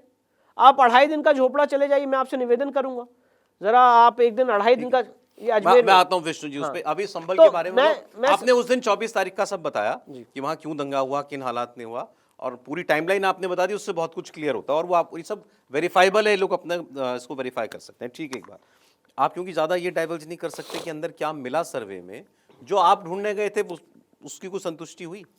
नहीं, देखिए कोई भी केस जो होता है, we have to deal with it very professionally. तो जब कोई आदमी इस तरह के नेचर के केसेस करता है, तो ऐसा नहीं होता है कि आप गए और आपने उसको ज्ञानव्यापी के केस से कंपेयर कर दिया, क्योंकि वहाँ बड़े विजिबल साइंस थे जो बाद में ज्ञानव्यापी के केस में काफ़ी विजिबल साइंस थे। हर जगह के केस के फीचर्स अलग अलग होते हैं। मैं अभी नहीं बताना चाहता हूँ यहाँ पे विजिबल साइंस है कि नहीं है, वो तो ऑब्वियसली रिपोर्ट्स में आएगा, पर मैं आपको जो कन्विक्शन आपकी सर्वे से पहले थी, सर्वे के बाद मजबूत हुई है, और हाँ बिल्कुल मजबूत हुई है, बहुत मजबूत हुई है कि मंदिर है। अब ये तो मैं नहीं कहूंगा, ये तो एडवोकेट कमिश्नर की रिपोर्ट आएगी, उसके बाद हम लोग बातें करेंगे मंदिर के लिए। हाँ बिल्कुल, हम तो ये मानते हैं कि वो एक हिंदू मंदिर का परिसर है और उसको गलत ढंग से एक मस्जिद का शेप देने की कोशिश की गई है, और इसी बात पे मैं आपके सामने अटल हूँ। कमीशन की कार्रवाई के बाद भी इसी बात पे अटल हूँ। अब कार्रवाई पूरी हो गई है या दोबारा जाने की जरूरत पड़ेगी? देखिए अभी ये तो एडवोकेट कमिश्नर बताएंगे अपनी रिपोर्ट में, पर काफी हद तक तो सारी चीजें पूरी हो गई थी, पर अब रिपोर्ट उनको बनानी है, उनकी सेटिस्फेक्शन हुई है कि नहीं हुई है। माहौल तो 19 तारीख और 24 तारीख को दोनों बहुत ही एडवर्सेरियल माहौल था जिसमें कार्रवाई की गई है। अच्छा, ये भी बाद में लोगों ने बताया कि भाई जैसे भी सवाल आता है ना कि अच्छा आप चाहते क्या हो? चाहते तो मस्जिद हटा के मंदिर बनाना ही हो, लेकिन फिर किसी ने कहा कि प्ली तो है ही नहीं उसके लिए, आपने तो एएसआई के प्रोटेक्टेड मॉन्यूमेंट है ये प्ली लगाई हुई है। देखिए, आपको केस समझना पड़ेगा। सबसे पहली बात है, आपको उसके केस को समझने के लिए आपको उसके लीगल पहलू समझने पड़ेंगे। कौन सा लॉ इस समय ऑपरेट कर रहा है। इस समय यहाँ पे ये एक एएसआई प्रोटेक्टेड मॉन्यूमेंट है और ये 1920 में एएसआई ने नोटिफाई किया था एज प्रोटेक्टेड मॉन्यूमेंट, और उसके बाद एएसआई एक्ट 1958 में भी रीनोटिफाई किया गया as protected monument. Serial number 250 पे फॉल करता है। और पहले जो एएसआई ने नोटिफाई किया था वो सीरियल नंबर है 1428, जिस पे ये मॉन्यूमेंट नोटिफाइड है। तो जब कोई भी मॉन्यूमेंट एएसआई द्वारा संरक्षित स्मारक होता है तो पहली बात यहाँ पे places of worship act apply नहीं करता है, उस पर भी आएंगे। दूसरी सबसे इंपॉर्टेंट बात यह है, एएसआई प्रोटेक्टेड मॉन्यूमेंट में पूजा भी हो सकती है अगर वो मंदिर है, और एएसआई प्रोटेक्टेड मॉन्यूमेंट में नमाज भी हो सकती है अगर वो मस्जिद है। एएसआई एक्ट भोजशाला में होता है। भोजशाला नहीं, भोजशाला में तो गलत हो रहा है। 7 अप्रैल 2003 का जो ऑर्डर है भोजशाला का, उसमें एएसआई ने कह दिया कि यहाँ पे नमाज भी होगी पूजा भी होगी, वो गलत है। दोनों चीजें हो रही हैं, वो गलत है। नहीं, मेरी बात का शायद आपने गलत मीनिंग निकाल लिया। मैं ये कह रहा हूँ एएसआई प्रोटेक्टेड मॉन्यूमेंट अगर कोई मंदिर है, बहुत सारे ऐसे मंदिर है राजस्थान में जो एएसआई संरक्षित स्मारक है जिसमें पूजा होती है। बहुत सारी ऐसी मस्जिद हैं देश में जो एएसआई संरक्षित मस्जिद हैं जिसमें नमाज होती है। गोवा में आप चले जाइए, वहाँ पे सैफई मस्जिद है, एएसआई संरक्षित है, बाकायदा एएसआई का बोर्ड लगा हुआ है, नोटिफाइड मॉन्यूमेंट है, वहाँ पे नमाज होती है। तो ये सोचना कि एएसआई अगर आ गया तो पूजा रुक जाएगी या नमाज रुक जाएगी, ये चीज़ गलत है। ठीक है, मैं ये कह रहा हूँ। तो अब आपकी लॉ की परिधि को समझना होगा। एएसआई एक्ट 1958 के सेक्शन 16 में जो शब्द यूज्ड है वो है रिलीजियस कैरेक्टर, धार्मिक स्वरूप। मतलब मैं इस बात को थोड़ा इसको एक्सप्लेन करना चाहता हूँ कि लॉ ये है कि अगर कोई एएसआई संरक्षित स्मारक पूजा स्थल है तो एएसआई उसका धार्मिक चरित्र निर्धारित करेगा और उसके धार्मिक चरित्र के अनुरूप जो काम कर रहा है उसको एक्सेस देगा। इस बात को दोबारा रिपीट करता हूँ। अगर कोई एएसआई संरक्षित स्मारक कोई पूजा स्थल है या कोई इबादतगाह है, श्राइन वर्ड यूज्ड है, पर उसको और डिटेल्ड एक श्राइन कुछ भी हो सकती है, कुछ भी हो सकता है, पूजा एक मंदिर भी हो सकता है, और एक लीगल टर्म्स में समझ लेते हैं, उसमें भी काफ़ी डिबेट है, पर उसको ईजी करने के लिए और एक मस्जिद भी हो सकती है। तो अगर एएसआई संरक्षित स्मारक है तो एएसआई सबसे पहले उसका रिलीजियस कैरेक्टर एसर्टेन करेगा। ये सेक्शन 16 में लिखा है। ये एएसआई को करना है, एएसआई को करना है, और जो उसके रिलीजियस कैरेक्टर के अनुरूप काम करेगा उसी व्यक्ति को एक्सेस देगा। ठीक है। तो हमारी प्रेयर ये है कि सबसे पहले एएसआई यहाँ पे कब्जा करे वापस। जो एएसआई ने अपना कब्जा लूज कर दिया, ये बात एएसआई के एफिडेविट में भी लिखी हुई है कि अभी हम भी वहाँ पे नहीं जा पा रहे हैं। पॉइंट नंबर 1, एएसआई के लोग भी वहाँ सर्वे करने गए थे। आपने हमारे सर्वे को तो बहुत चर्चा में ले आए देश में। एएसआई का ज़रा एफिडेविट भी लोगों के सामने लाइए जिसमें एएसआई ने लिखा है हम सर्वे करने गए थे और लोग हमारी रिकॉर्डिंग कर रहे थे और हमें सर्वे नहीं करने दिया। ये की बात है? ये अभी 2-3 महीने पहले की बात है। एएसआई वहाँ सर्वे करने गया था, एएसआई को भी सर्वे नहीं करने दिया गया था। तो एएसआई अपने संरक्षित स्मारक में कैसे कब्जे से बाहर हो गया। और जो लोग इस देश में संविधान की कॉपी, लाल कलर की कॉपी लेके घूम रहे हैं, प्लेसेस ऑफ वर्शिप एक्ट की बात कर रहे हैं, उनसे ज़रा पूछा जाए एएसआई एक्ट 1958 भी तो सेंट्रल एक्ट है। एएसआई को कैसे कब्जे से बाहर कर दिया भाई एएसआई संरक्षित स्मारक में? क्या आप ऐसा इमेजिन कर सकते हैं कि कुतुब मीनार में एएसआई बाहर हो जाए, ताजमहल में एएसआई बाहर हो जाए और कोई और वर्ग उसको कब्जा कर ले और उसके बाद एएसआई को वहाँ जाने के लिए परमिशन लेनी पड़े? जबकि उल्टा होना चाहिए, एएसआई कब्जे में होना चाहिए, एएसआई देखेगा कि कौन आएगा कौन नहीं आएगा। आज ताजमहल में भी जो नमाज होती फ्राइडे में, हर फ्राइडे को, वो एएसआई अलाउ करता है, वो एएसआई अलाउ करता है। तो उसी तरह से आप लोगों ने मेरी प्रेयर ही नहीं समझी। जो बड़े बड़े बैरिस्टर हैं उन्होंने कहा राइट टू एक्सेस मांग रहे हैं, माशाल्लाह आपकी भी दाढ़ी, आप आके बैठिए ना, कौन मना कर रहा है आपको मस्जिद में अंदर आके बैठी। सर आप केस ही नहीं समझ पाए तो हमारी ड्यूटी नहीं है कि आपको हम अपना केस समझाएं, आपके वकीलों की ड्यूटी है, पर मेरी ड्यूटी आपको समझाने की है, तो मैं आपको बता दे रहा हूँ। हमने ये कहा है कि एएसआई संरक्षित स्मारक है तो एएसआई यहाँ पे सबसे पहले कब्जा ले, फिर एएसआई यहाँ का रिलीजियस कैरेक्टर एसर्टेन करेगा और जो उसके रिलीजियस कैरेक्टर के अनुरूप काम करेगा, मान लीजिए एएसआई एसर्टेन करता है कि मंदिर है, सपोज करिए, तो एएसआई हिंदू पक्ष के लोगों को एक्सेस देगा वहाँ पूजा पाठ करने की। एएसआई अगर ये डिटरमाइन करता है कि मस्जिद है तो एएसआई जो मॉस्क कमेटी के लोग हैं उनको परमिशन देगा। क्लैरिटी आज पहली बार हुई है।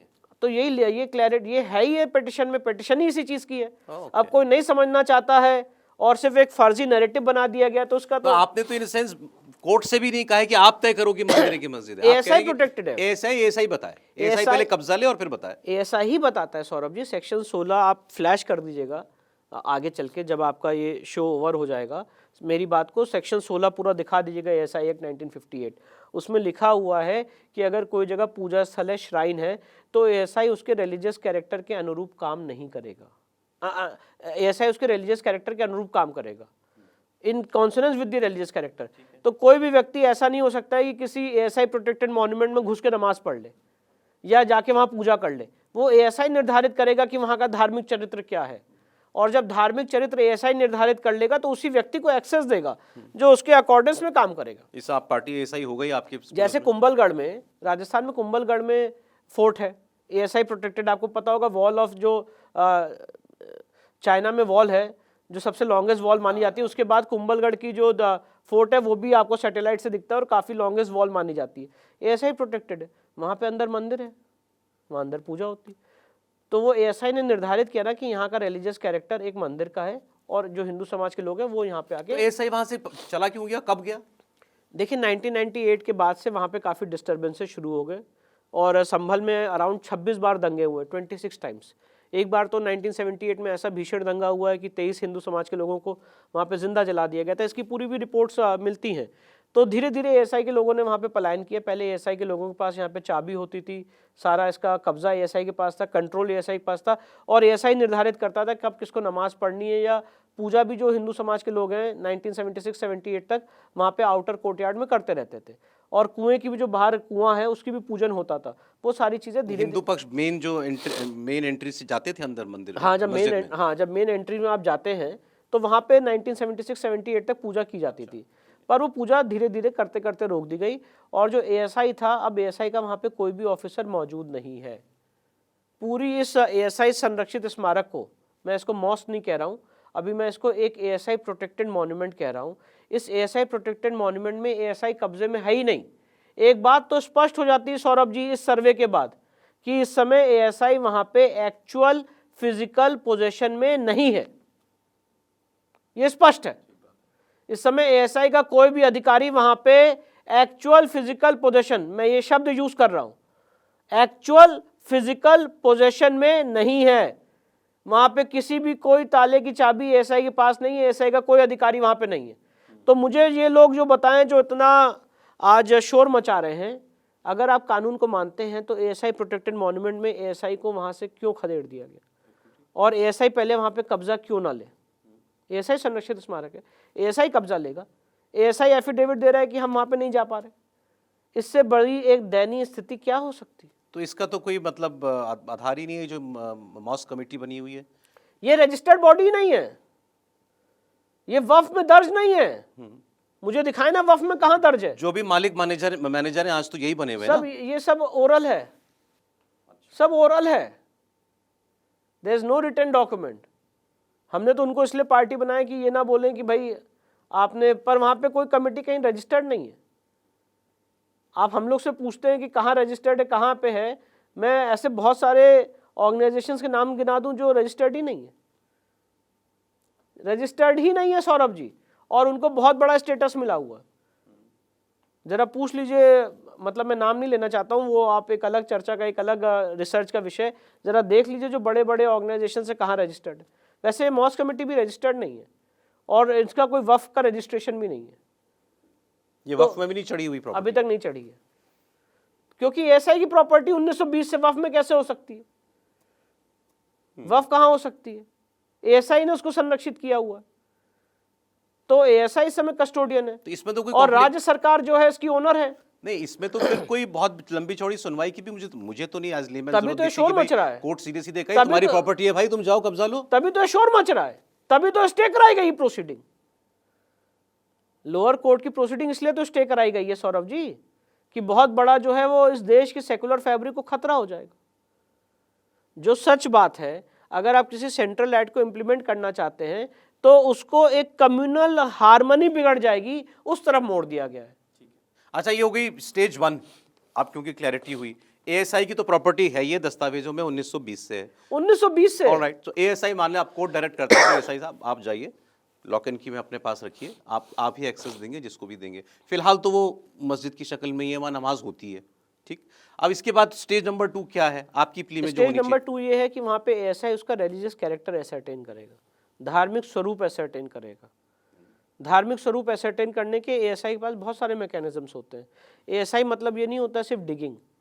अगर आप राम मंदिर के केस में पैराग्राफ 600 ऑनवर्ड्स पढ़ेंगे तो ASI is a detailed study about history, ASI is a detailed study about the structure, ASI is a detailed study about the features of a monument, ASI is a detailed study about the archaeological aspect। बहुत सारे जो aspects होते हैं architectural aspects उसकी study होती है। उसके बाद ASI एक ओपिनियन पे आता है कि ये मॉस्क है कि ये एक टेम्पल है, और उसके बाद ASI उस व्यक्ति को एक्सेस देगा, एक्सेस मतलब जाने की इजाज़त देगा, जो वहाँ पे उसके अनुरूप काम करेगा। ये है प्रेयर। तो सबसे पहली प्रेयर तो ASI वहाँ पे कब्जा ले, उसके बाद ASI एसरटेन करेगा। ASI एसरटेन करके पाता है कि भाई ये मस्जिद है तो वहाँ पे नमाज होगी। ASI अगर एसरटेन करके पाता है कि ये मंदिर है तो वहाँ पे पूजा होगी। और ऐसा ये पाता है कि हाँ यहाँ मंदिर के पहले अवशेष तो हमको दिख रहे हैं, लेकिन इस वक्त तो मस्जिद ही है वो। नहीं, ऐसा नहीं होता। एक्चुअली झगड़ा सारा यही है ना। हाँ। आप कितना पीछे जाओगे? नहीं, देखिए ऐसा नहीं है। देखिए सबसे इंपॉर्टेंट बात यह है, आपको अब थोड़ा सा हिस्ट्री में जाना पड़ेगा। आप मुझे बताइए कि जो बैरिस्टर साहब हैं, अभी उन्होंने पार्लियामेंट में भी नारा लगाया, बड़ा चौड़े से नारा लगाया, वो अपनी बाबरी मस्जिद तो नहीं भूल पा रहे। क्यों नहीं भूल पा रहे बाबरी मस्जिद? मैं पूछना चाहता हूँ, बाबरी मस्जिद क्यों नहीं भूल पा रहे? वो तो माननीय कोर्ट के ऑर्डर से, और मैं थोड़ा इसमें मुझे समय दीजिए, थोड़ा मैं एक्सप्लेन करना चाहता हूँ। आप ये डोमिनेशन की कितनी बड़ी हद है सौरभ जी, इस चीज़ को ज़रा देखिए। आपने एक प्लेसेस ऑफ वर्शिप एक्ट लाए, और प्लेसेस ऑफ वर्शिप एक्ट लाके आपने क्या इंटरप्रिटेशन दिया कि 15 अगस्त 1947 को जो जगह की स्थिति है वो वैसे ही रहेगी, और राम मंदिर के लिए आप केस चला सकते हैं। राम मंदिर दिया नहीं, सेक्शन 5 में लिखा है कि राम मंदिर का जो केस चल रहा है वो इस एक्ट से एग्जेम्प्टेड रहेगा। और मैं आपको फिर से क्लैरिटी के लिए बता दूं, प्लेसेस ऑफ वर्शिप एक्ट का मैं वो इंटरप्रिटेशन बता रहा हूं जो बड़े बड़े बैरिस्टर देते हैं, मेरा इंटरप्रिटेशन नहीं है ये। उनका इंटरप्रिटेशन ये है 15 अगस्त 1947 को जो स्थिति है वैसी रहेगी, और राम मंदिर का केस चलेगा। मतलब राम मंदिर का केस 1950 में दाखिल हुआ, आपकी ये डोमिनेशन है कि आप अलाउ करोगे कौन सा केस कोर्ट में चलेगा, कौन सा केस कोर्ट में नहीं चलेगा। और आपने डिसाइड किया कि राम मंदिर का केस चलो, तुम्हें हम इजाजत देते हैं कि तुम कोर्ट में इसके ऊपर बहस कर लो। उसके बाद इस समाज के लोगों ने 1991 से लेकर 2019 तक बहस की, जिसमें थ्रेड एंड बेयर एविडेंस के आधार पे उसको लड़ाई की गई। इलाहाबाद में पहले की गई कि भाई ये राम मंदिर नहीं है, रामलला कहाँ पैदा हुआ ये बताओ, क्या आपका बिलीफ है जगह के लिए ये बताओ, है ना। ये सारी पूरी एविडेंस की कसौटी पे हम लोग खरे उतरे। उसके बाद सुप्रीम कोर्ट में 9 साल तक लड़ाई लड़ी गई। उसके बाद हमें सुप्रीम कोर्ट ने जब अनुमति दी तब वहाँ पे मंदिर बना। क्या सवाल पूछा जा रहा है या क्या बोला जा रहा है? हम तो अपनी बाबरी मस्जिद कभी नहीं भूलेंगे, हमारी मस्जिद थी, ता क़यामत तक मस्जिद की रहेगी। तो आप मुझे ये बताओ, ये लोग अपनी मस्जिद नहीं भूल सकते, हमारी हजारों मंदिर तोड़ दी गई, हम लोग कैसे भूल जाएं? कैसे भूल जाएं? आज सोमनाथ मंदिर को 12 बार तोड़ा गया, क्या जरूरत थी फिर सोमनाथ मंदिर को वहीं पे शिवलिंग स्थापित करने की? भूल जाते। क्या जरूरत थी राम मंदिर का भी केस चलाने की? भूल जाते राम मंदिर का केस भी। कोई जरूरत ही नहीं है फिर तो। क्या जरूरत है ज्ञान व्यापी की, मथुरा श्री कृष्ण जन्मभूमि की, भोजशाला की, कुतुब मीनार की? कोई जरूरत ही नहीं है। और सवाल तो उल्टा होना चाहिए सौरभ जी। ये बहुत बड़ा, मैं आपको बताना चाहता हूं, नेशनल शेम का विषय है। जो लोग ये कहते हैं कहां कहां खोदोगे, ये सबसे बड़ा मानसिक दिवालियापन है जो लोग ये बात कहते हैं। आपको ये बात समझनी पड़ेगी कि आप पहले ये सवाल तो पूछिए कि आप लोग किसकी लेगेसी को फॉलो कर रहे हैं। बाबर की लेगेसी को फॉलो कर रहे हैं कि शिवाजी महाराज की लेगेसी को फॉलो कर रहे हैं? छत्रपति शिवाजी महाराज की आखिरी ख्वाहिश थी कि ज्ञानव्यापी मुक्त हो। रानी अहिल्याबाई होलकर ने जो मंदिर के पुनरुद्धार के लिए काम किया, वो आज भी देश उसको याद कर रहा है। तो उन्होंने भी, उनका भी जो पूरा यात्रा थी वो व्यर्थ थी, करने की जरूरत ही नहीं थी। औरंगजेब ने जब वहां पे मंदिर तोड़ दिया था ज्ञानव्यापी में, तो बगल में वहां मंदिर बनाने की क्या जरूरत थी? जरूरत ही नहीं थी सौरभ जी। यहां तो अभी डिबेट ये होगी, अब ये बोला जाएगा। मैं पूछना चाहता हूं, आपका एक इस्लामिक लॉ है, once a mosque always a mosque, once a waqf always a waqf. और जो सनातन कॉन्सेप्ट है उसका क्या? उसका इस देश में कोई मोल नहीं है। जो सुप्रीम कोर्ट ने राम मंदिर के जजमेंट में लिखा है कि अगर एक बार किसी जगह मंदिर की स्थापना हो जाती है तो समय के अंत तक मंदिर की रहती है, और जो सनातन शास्त्रिक नियम है once a temple always a temple, इस बात का कोई मोल नहीं है। जो पीवी कार्णे साहब ने कहा है, जो 7 वॉल्यूम में धर्मशास्त्र लिखा है, जो गोपाल चंद्र शास्त्री ने हिंदू लॉ लिखा है, जो बीके मुखर्जी ने हिंदू लॉ लिखा है, जिन्होंने स्पष्ट रूप से कहा है कि मंदिर तोड़ने से देवता का अस्तित्व समाप्त नहीं होता है, देवता वहां पे अप्रत्यक्ष रूप में वहां पे विराजमान रहते हैं, इन सब बातों का कोई मोल नहीं है। आप मुझे बताइए, राम मंदिर में 84 सेकेंड्स की प्राण प्रतिष्ठा हुई। 84 सेकेंड्स की प्राण प्रतिष्ठा क्या थी? प्राण प्रतिष्ठा का मतलब क्या होता है? ये मतलब होता है, अब आप चाहे तो जो नॉन बिलीवर है वो मजाक उड़ाएंगे, पर जो बिलीवर है वो ये मानते हैं कि उस 84 सेकेंड्स में ईश्वर का अंश आके उस मूर्ति में स्थापित हुआ। अब वो मूर्ति प्राण प्रतिष्ठा के बाद जीवंत प्राणी, लिविंग एंटिटी, ज्यूरिस्टिक प्राणी मानी जाती है। तो अगर कोई मूर्ति, ईश्वर न करे, मैं उसका उदाहरण भी नहीं दे रहा हूं, पर कभी कोई अगर कोई मूर्ति स्थापित है जो प्राण प्रतिष्ठित है, अगर वो कोई आक्रांता, कोई बर्बर आक्रांता अपनी मूर्ति भंजक की नफरत में, या जो मूर्ति पूजक है उनकी नफरत में अगर मूर्ति को तोड़ देता है, तो हमारा शास्त्रीय नियम ये कहता है कि वहां पे मूर्ति तोड़ने से देवता का अस्तित्व समाप्त नहीं होता है। जो देवता को आपने आह्वान किया है वो वहीं पर इनविजिबल रूप में, और ये बात मैं आपको लेक्चर नहीं दे रहा हूँ, ये बात जो मैंने आपको 3 किताबें भी बताई उसमें लिखी हुई है, तो देवता वहां पे इनविजिबल रूप में, अप्रत्यक्ष रूप में मौजूद रहते हैं। तो क्या हमारा दायित्व नहीं है कि जो अप्रत्यक्ष रूप में देवता है उनको वापस स्थापित करें? ज्ञानव्यापी में जो 12 लोगों ने गवाही दी, उन्होंने ये कहा कि हम यहाँ पे चौखट पे पूजा करते रहते हैं और प्रत्यक्ष और अप्रत्यक्ष देवता की पूजा करते रहते हैं। तो सवाल यह है कि जिन्होंने मूर्तियां तोड़ी, मूर्तियां भंजित की, ज्ञानव्यापी में आप शिवलिंग के ऊपर वजू करते रहे, आप कहते रहे इसको फाउंटेन है, जांच नहीं होनी चाहिए। अगर आप कह रहे हो कि ये फाउंटेन है तो मान लिया जाए फाउंटेन है, इतनी बड़ी डोमिनेशन, इसकी जांच नहीं होनी चाहिए। अगर जांच होगी तो कम्युनल हार्मनी बिगड़ जाएगी। लड़ाई सारी इसी बात की है, जांच हो या ना हो, पहले तो यही है। अब आपको वो कानून खराब लगता हो, लेकिन वो देश के पार्लियामेंट ने बनाया ना 1999 का प्लेस ऑफ वर्शिप एक्ट। अब सब ये कह रहे हैं कि जब तक वो कानून, या तो मोदी साहब बदल दें उसको, पार्लियामेंट में बीजेपी की सरकार है, बदल दें, हटा दें उसको, ये ठीक है, we go back on it. जब तक है तब तक है, तो उसके होते हुए तो ये नहीं हो सकते कि जगह जाकर के हम लोग तफ्तीश करें। 2 बातें हैं, मैं ये बात नहीं मानता हूँ, ना मेरा कभी भी ये स्टैंड है, ना मेरी ये पोजीशन है कि ये कानून है उसकी वजह से केस नहीं चल सकते। ये बहुत बड़ा फॉल्स नैरेटिव है कि ऐसा कानून है उसकी वजह से केस नहीं चल सकते।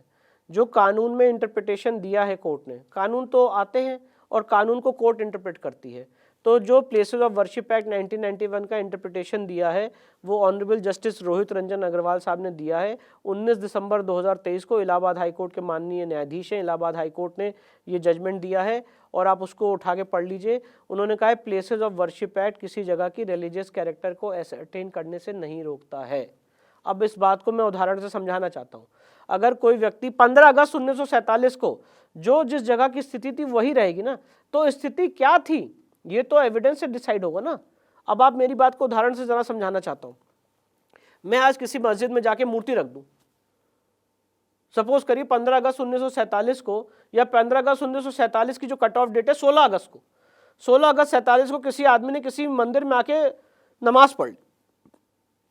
अपनी बात को उदाहरण से समझा रहा हूं, जरा इस उदाहरण को अप्रिशिएट करिएगा। 15 अगस्त 1947 को जो जिस जगह की स्थिति है वो वैसी रहेगी, ये इंटरप्रिटेशन दिया जा रहा है ना, हम भी यही मानते हैं। अभी मैं एक्ट के विदिन बात कर रहा हूं, एक्ट अनकॉन्स्टिट्यूशनल है उसकी बात पे आऊंगा। 15 अगस्त 1947 को जो स्थिति वो वैसी रहेगी।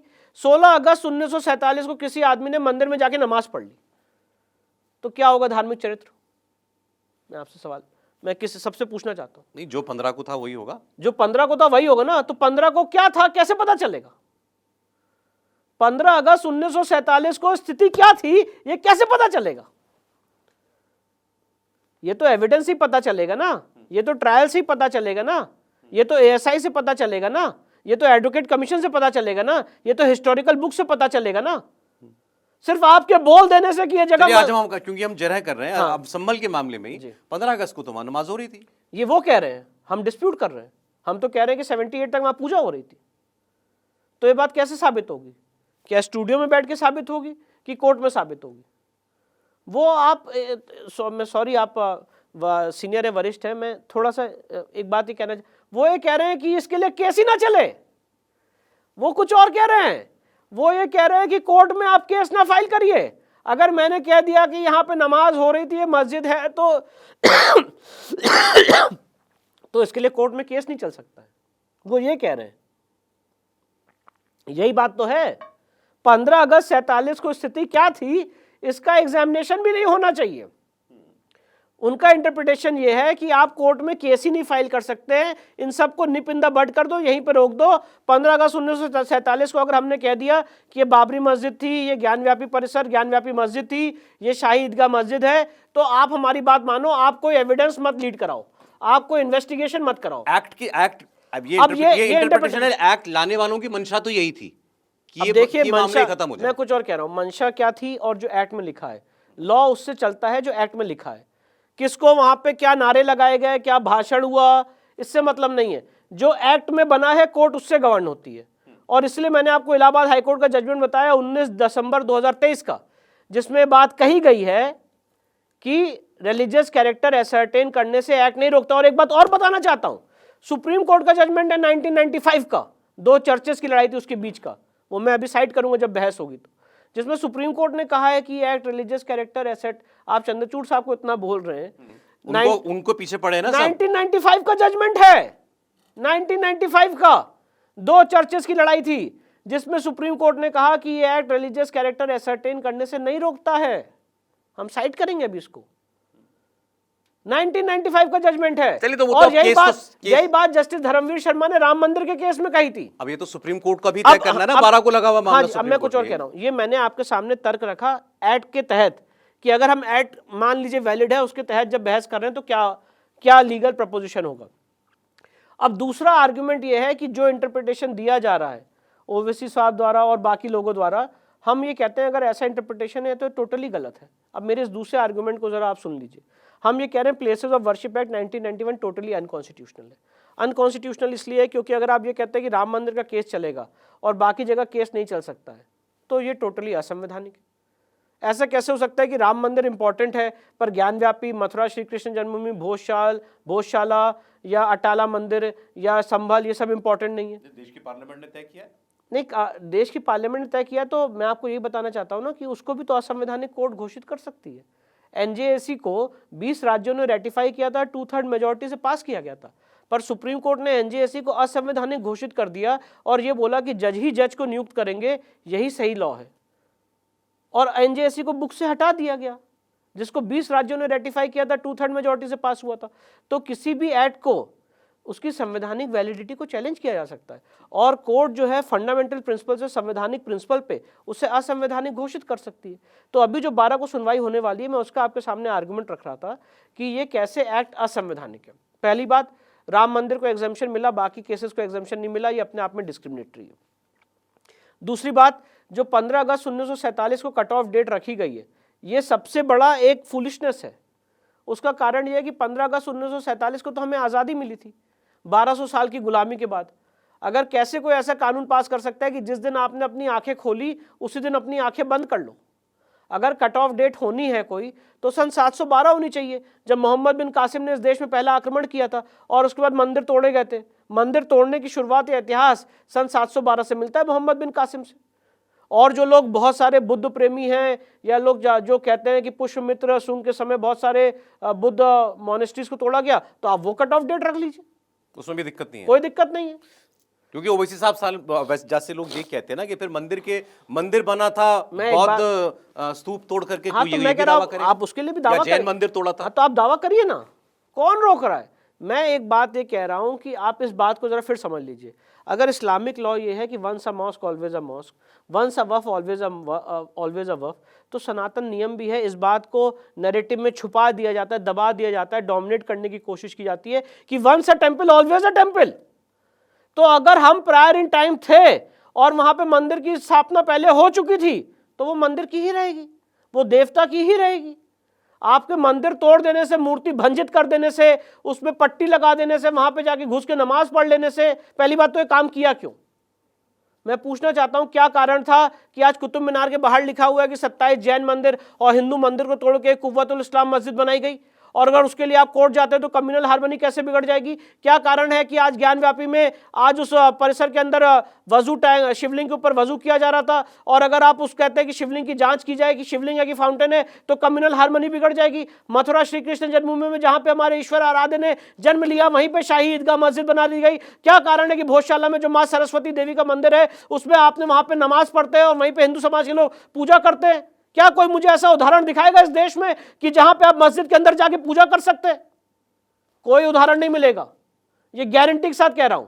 और उसके बाद चैनल पे आना बंद कर दूंगा अगर कोई मुझे बता दे कि इस मस्जिद परिसर के अंदर हिंदू समाज के लोग जाके पूजा करते हैं। जो 7 अप्रैल 2003 का ऑर्डर है भोजशाला का, यह आपको कहीं नहीं मिलेगा। क्या कारण है सौरभ जी कि आप हमारे देवी देवताओं का अपमान करते जा रहे हैं? और क्या मानसिकता थी कि आप हमारे मंदिरों को खंडित पे खंडित करते चले गए, और जो हमारी आस्था और हमारी आराधना के केंद्र थे उसको कब्जा करते चले गए? और फिर ऐसी आजादी हमें क्या मिली कि हम अपनी आजाद भारत में अपने देवी देवताओं को मुक्त कराने के लिए कोर्ट में केस भी नहीं फाइल कर सकते? और अगर आप कोर्ट में केस फाइल कर रहे हैं तो कम्युनल हार्मनी बिगड़ गई ना संभल में। हमने ये आपने देखिए, मैं कुछ और कह रहा हूं, ये बात भीड़ तंत्र को प्रमोट कर रही है। कोई आदमी अगर सड़क पे पत्थर लेके चला है तो ये तो उसको समझना चाहिए ना कि आप फिर कानून को नहीं मानते। अगर आज सपोज करिए का प्लेसेस ऑफ वर्शिप एक्ट का जो केस है, हम सुप्रीम कोर्ट में हार जाते हैं, या ये जितने मुकदमे हैं 15-20 मुकदमे जो चल रहे हैं समय मंदिरों के उद्धार के लिए, ये हार जाते हैं, तो फिर क्या क्या करना चाहिए? मैं पूछ रहा हूं आपसे। आप 80% के लोगों को, आप जो 80% हैं जो अपने एक हक के लिए चाहते हैं कोर्ट में अपने तर्क और तथ्य के आधार पे बात रखें, उनकी आवाज आप दबा देंगे? फिर कम्युनल हार्मनी का क्या होगा? कम्युनल हार्मनी सिर्फ इस देश में एक ही आदमी बताएगा? आप मुझे बताइए ना। आप कह देते फिर राम मंदिर का केस भी नहीं चल रहा, कि क्या जरूरत थी राम मंदिर का केस चल रही? बेकार लड़ाई लड़ी 69 ईयर्स, कोई जरूरत ही नहीं थी। ज्ञानव्यापी की लड़ाई भी बेकार चल रही है। आपने बोल दिया कि हमारी मस्जिद है, भले ही वहां पे खंडित मूर्तियां दिखती रहे, भले ही आपको मंदिर का भग्नावशेष दिखता रहे, वो कह रहे हैं, वो बहुत सीनियर है, वो कह रहे हैं कि भाई ये मंदिर है, ये मस्जिद है, तो उसको मान लो। आप मुझे बताइए कि कम्युनल हार्मनी बिगड़ गई कुछ लोगों के पत्थर चलाने से, और इससे हम लोग डोमिनेट हो जाए इस देश में? आप फिर ये जो बड़ी बड़ी बातें की जाती है रूल ऑफ लॉ, तो that is a dead letter. इसका तो कोई अर्थ ही नहीं है कि जो मतलब रोड पे आ गया, सड़क पत्थर में सड़क पे आ गया गुम्मे लेके, बात तो उसकी सुनी जाएगी। तो फिर आप मुझे बता दीजिए ना कि मैं अपनी लड़ाई कहां लड़ूं? मंदिर की कोर्ट में लड़नी है कि सड़क पे लड़नी है? कोर्ट में लड़नी नहीं, आपसे मतलब आपसे नहीं, हम तो कोर्ट में लड़ रहे हैं, हम तो उसी को मानते हैं। हम तो ये बात मानते हैं कि कलम की ताकत तलवार की ताकत से बड़ी होती है, इसीलिए कोर्ट गए हैं कि हम जो बात कर रहे हैं उसमें एक सारे पक्षों को सुना जाए, तर्कों और तथ्यों के कसौटी पे वो चीज खरी उतरे।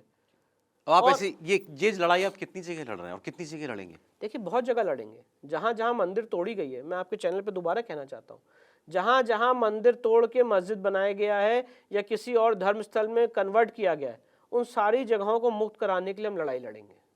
मुक्त कराने का मतलब है फिर वो स्ट्रक्चर हटेगा, वहां मंदिर बनेगा? बिल्कुल बिल्कुल।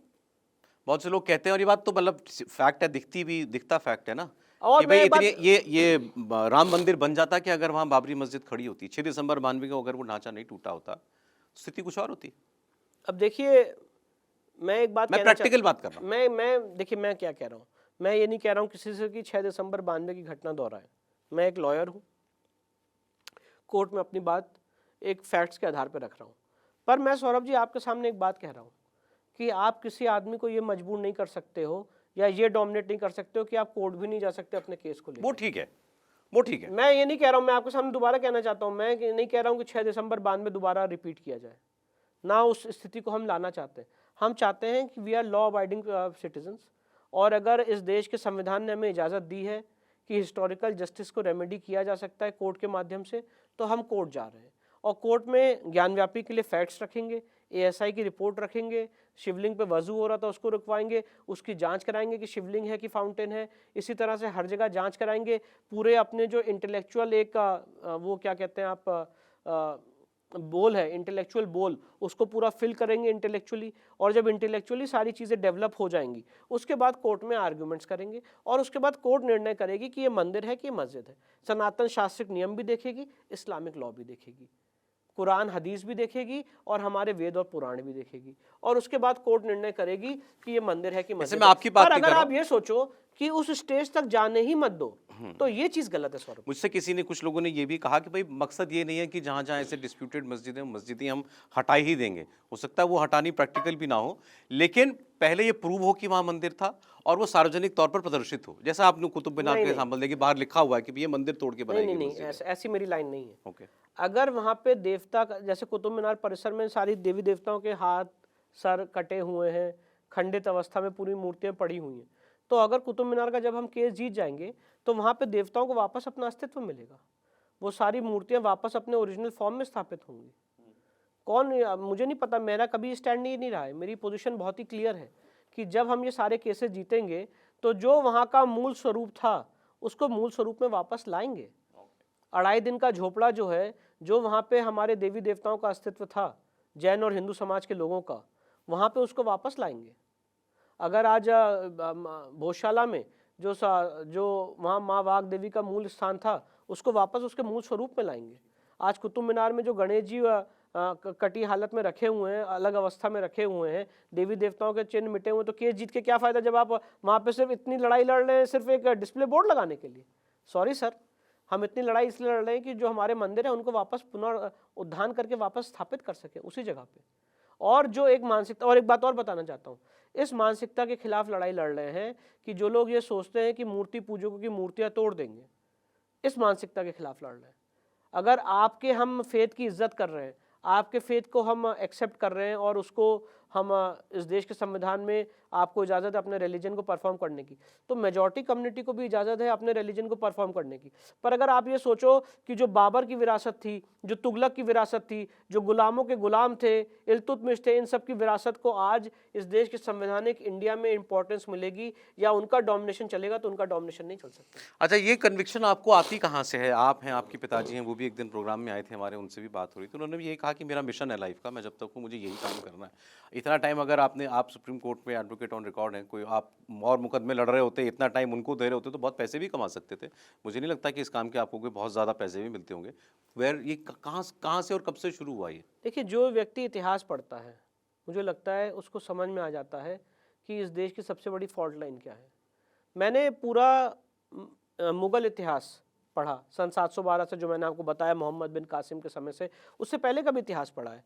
और मैंने ये पाया कि इस देश में जो गुलामी काल है, या जो आज हम लोग एक कल्चरल पॉपर बन गए, कल्चरली पॉपर नेशन बनते चले जा रहे हैं, जो अलग अलग जगह आप जब किसी सर्कल में बैठ के बात करेंगे तो कुछ लोग हम में आपसे जैसे लोग मिलेंगे कहेंगे कि इन सब चीज़ों में क्या रखा हुआ है, या बहुत सारे लोग आज एक वेस्टर्न वर्ल्ड में की तरफ बढ़ रहे हैं, हम अपनी संस्कृति को, अपनी सभ्यता को भूलते चले जा रहे हैं। उन सबका जो मूल कारण है वो है मंदिर का डिमोलिशन। जो हमारी आध्यात्मिक ऊर्जा के केंद्र थे उसका डिमोलिशन इन सारी चीज़ों का मूल कारण है, पिन पॉइंट है। और इसीलिए जितने आक्रांता थे उन्होंने इस देश को कब्जा करने से पहले, इस देश में रूल करने से पहले, यहाँ पे जो हमारे मंदिर थे उसको लूटा और मंदिर को खंडित किया। नहीं तो कोई कारण नहीं था कि आके सोमनाथ मंदिर को सिर्फ लूट के खंडित करके चले गए। लूटना था तो लूट के चले गए होते, पर शिवलिंग क्यों खंडित किए वहाँ पे? शिवलिंग इसलिए खंडित किए आपको मॉरली डोमिनेट करने के लिए कि जो मूर्ति पूजक हो आप, आपका बिलीफ मेरे बिलीफ से नीचे है, इस्लाम सुपीरियर है। कुतुब मीनार के बाहर क्या लिखा हुआ है? कुव्वतुल इस्लाम मस्जिद, इस्लाम की ताकत दिखाने वाली मस्जिद। तो ये कैसी आज़ादी मिली हमें 15 अगस्त 1947 को कि आज उसको हम कोर्ट के माध्यम से हटाने के लिए केस भी नहीं कर सकते कुव्वतुल इस्लाम मस्जिद के लिए? गलत है। और उसके लिए आप अगर केस करते हैं तो आप कम्युनल हो जाते हैं। तो यहाँ से कन्विक्शन मिला।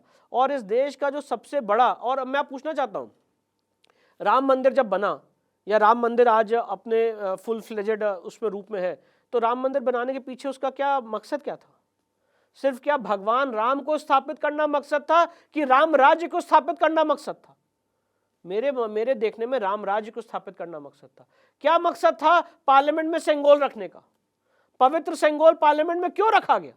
वहां पे पवित्र सेंगोल पार्लियामेंट में धर्म की स्थापना के लिए रखा गया। इसीलिए अगर आपको इस देश की फॉल्ट लाइन को समझना है तो आपको ये समझना पड़ेगा और आपको इतिहास में जाना पड़ेगा कि किस तरह से गौरी, तुगलक, बाबर, अकबर, हुमायूं, इन सारे लोगों ने हमारे मंदिर को तोड़ा कि ये एक मैसेज दे सके कि आपका बिलीफ जो है यहाँ पे नहीं चलेगा, यहाँ पे इस देश में इस्लाम आ चुका है। और ये जो मुगल दौर में हुआ है इसको बदलना बहुत ज़रूरी है। जब तब तक आप अपने देश को वापस ही एक कल्चरली रिच नेशन नहीं बना सकते। ये एक सांस्कृतिक विरासत की लड़ाई है, ये हमारे कल्चरल हेरिटेज की लड़ाई है। मैं आपको बताना चाहता हूँ, एक मध्य प्रदेश में मंदिर है 64 योगिनियों का मंदिर है, 64 योगिनीज का मंदिर है। आप जो अभी जो पार्लियामेंट बना है, इससे पहले जहाँ पार्लियामेंट का परिसर था उसको देख लीजिए और उस परिसर को देख लीजिए, आपको दोनों का जो आर्किटेक्चर है सेम मिलेगा। मतलब जो कहने का पॉइंट ये है कि जो पार्लियामेंट ने जो आर्किटेक्चर अपनाया वही सेम आर्किटेक्चर 64 योगिनियों के मंदिर का था, जो अति प्राचीन है। हमारे मंदिर जो हैं they were the centres of civilisation. आप इस बात को समझिए, वो सिर्फ एक देवता के यहाँ पूजा करने की स्थली नहीं है, वो एक कल्चरल सेंटर है, वो एक सोशल सेंटर है, वो एक एजुकेशनल सेंटर है। अगर आप ज्ञानव्यापी में पढ़ेंगे, जब औरंगजेब ने जो फरमान दिया था तोड़ने का, तो उसमें यही लिखा है कि यहाँ पे फूलिश ब्राह्मण अपने ज्ञान देते थे, यही बात लिखी है, और इसलिए जाके इसको तोड़ दो। ज्ञानव्यापी परिसर में मैं आपको बता रहा हूँ। तो आपने जो मुझसे सवाल पूछा कि कन्विक्शन कहाँ से आता है, कन्विक्शन इसलिए आता है, मुझे लगता है रियल राष्ट्र सेवा और रियल देश सेवा और धर्म सेवा ये है। और अगर अपने देश को वापस एक कल्चरली रिच नेशन बनाना है तो उसके लिए सबसे ज़्यादा महत्वपूर्ण ये है कि आप जो अपने मंदिर हैं उसको पुनरुद्धार करें। और साथ ही साथ महारानी अहिल्याबाई होलकर का हमने पूरा जीवन देखा, छत्रपति शिवाजी महाराज का जो संघर्ष था वो हमने देखा। आपको मैं बताना चाहता हूँ, बैटल ऑफ गोवर्धन हुआ था 1770 में कृष्ण जन्मभूमि में, कृष्ण जन्मभूमि के लिए। और जो वहाँ पे 1670 में औरंगजेब ने जब तोड़ा था तो वहाँ पे मराठा आए 1770 में और जगह को वापस कब्जा किया। और छत्रपति शिवाजी महाराज की आखिरी इच्छा थी कि ज्ञानव्यापी मुक्त हो, तो फिर उनकी इच्छा क्यों थी? ये सवाल तो फिर उनसे भी पूछना चाहिए कि क्या क्या कारण था हिंदवी स्वराज की स्थापना करने की। छत्रपति ने हिंदवी स्वराज की स्थापना क्यों की? तो सवाल ये है सौरभ जी कि आपको ये समझना पड़ेगा कि हमारे मंदिर क्यों तोड़े गए और मंदिर तोड़ने के दुष्परिणाम क्या हुए। और एक बात और कहना चाहता हूँ, आंध्र प्रदेश में एक मंदिर है श्रीशैलम, जिसे मल्लिकार्जुन भी कहते हैं। वहाँ पे ज़रा आप आंध्र प्रदेश हाई कोर्ट का जजमेंट पढ़िएगा और कभी आपको अगर मौका मिले तो उसके कुछ पार्ट्स भी अपने चैनल पे चलाइएगा। वहाँ मंदिर परिसर में अंदर घुस के जो प्रसाद है उसमें बीफ लगा के दिया जा रहा है और वहाँ पूरी अपवित्रता हो रही है। उसकी पवित्रता के लिए कोई लड़ाई ना लड़े। अगर आज तिरुपति में एक इंसिडेंट हुआ, गलत या सही, अभी उसकी इंक्वायरी हो रही है, तो उसके लिए लड़ाई ना लड़े। कितने मंदिर ऐसे हैं जो समय सरकारी नियंत्रण में, उसकी लड़ाई ना लड़े। क्योंकि देखिए, मैं आपको बताना चाहता हूँ, मंदिर ही इस देश की जो कल्चरल हेरिटेज है उसका केंद्र है। टेम्पल्स ये इसका केंद्र है, वहीं से आदमी को धर्म का ज्ञान होगा। आज आप संस्कृत पूछ लीजिए, कितने लोगों को संस्कृत पता है? क्योंकि पढ़ाई नहीं गई। और आज आप चले जाइए, आज से 1200-1300 साल पहले सारे लोग संस्कृत में ही संवाद करते थे। तो धीरे धीरे अगर आपकी लैंग्वेज को, आपके कल्चर को एलिमिनेट करना है, और आज जो हमारा यूथ, हमारा जो युवा है वो वेस्टर्न वर्ल्ड की तरफ जा रहा है, उसका सबसे बड़ा कारण है कि जो हमारी आस्था के केंद्र थे उसको भंजित किया गया। और इसीलिए मैं आपसे कभी निवेदन करूंगा, जरा आप काशी जाइए, काशी जाइए। जो आज भी इतना तोड़ने, इतने भंजित करने के बाद भी जो काशी में आपको कल्चर मिलेगा, जो वहाँ पे आपको एक अपने धर्म के प्रति लोगों की एक संवेदना मिलेगी, जो आपको ज्ञान मिलेगा, जो वहाँ पे आपको प्रकांड पंडित मिलेंगे, वो आपको वहीं पे मिलेंगे।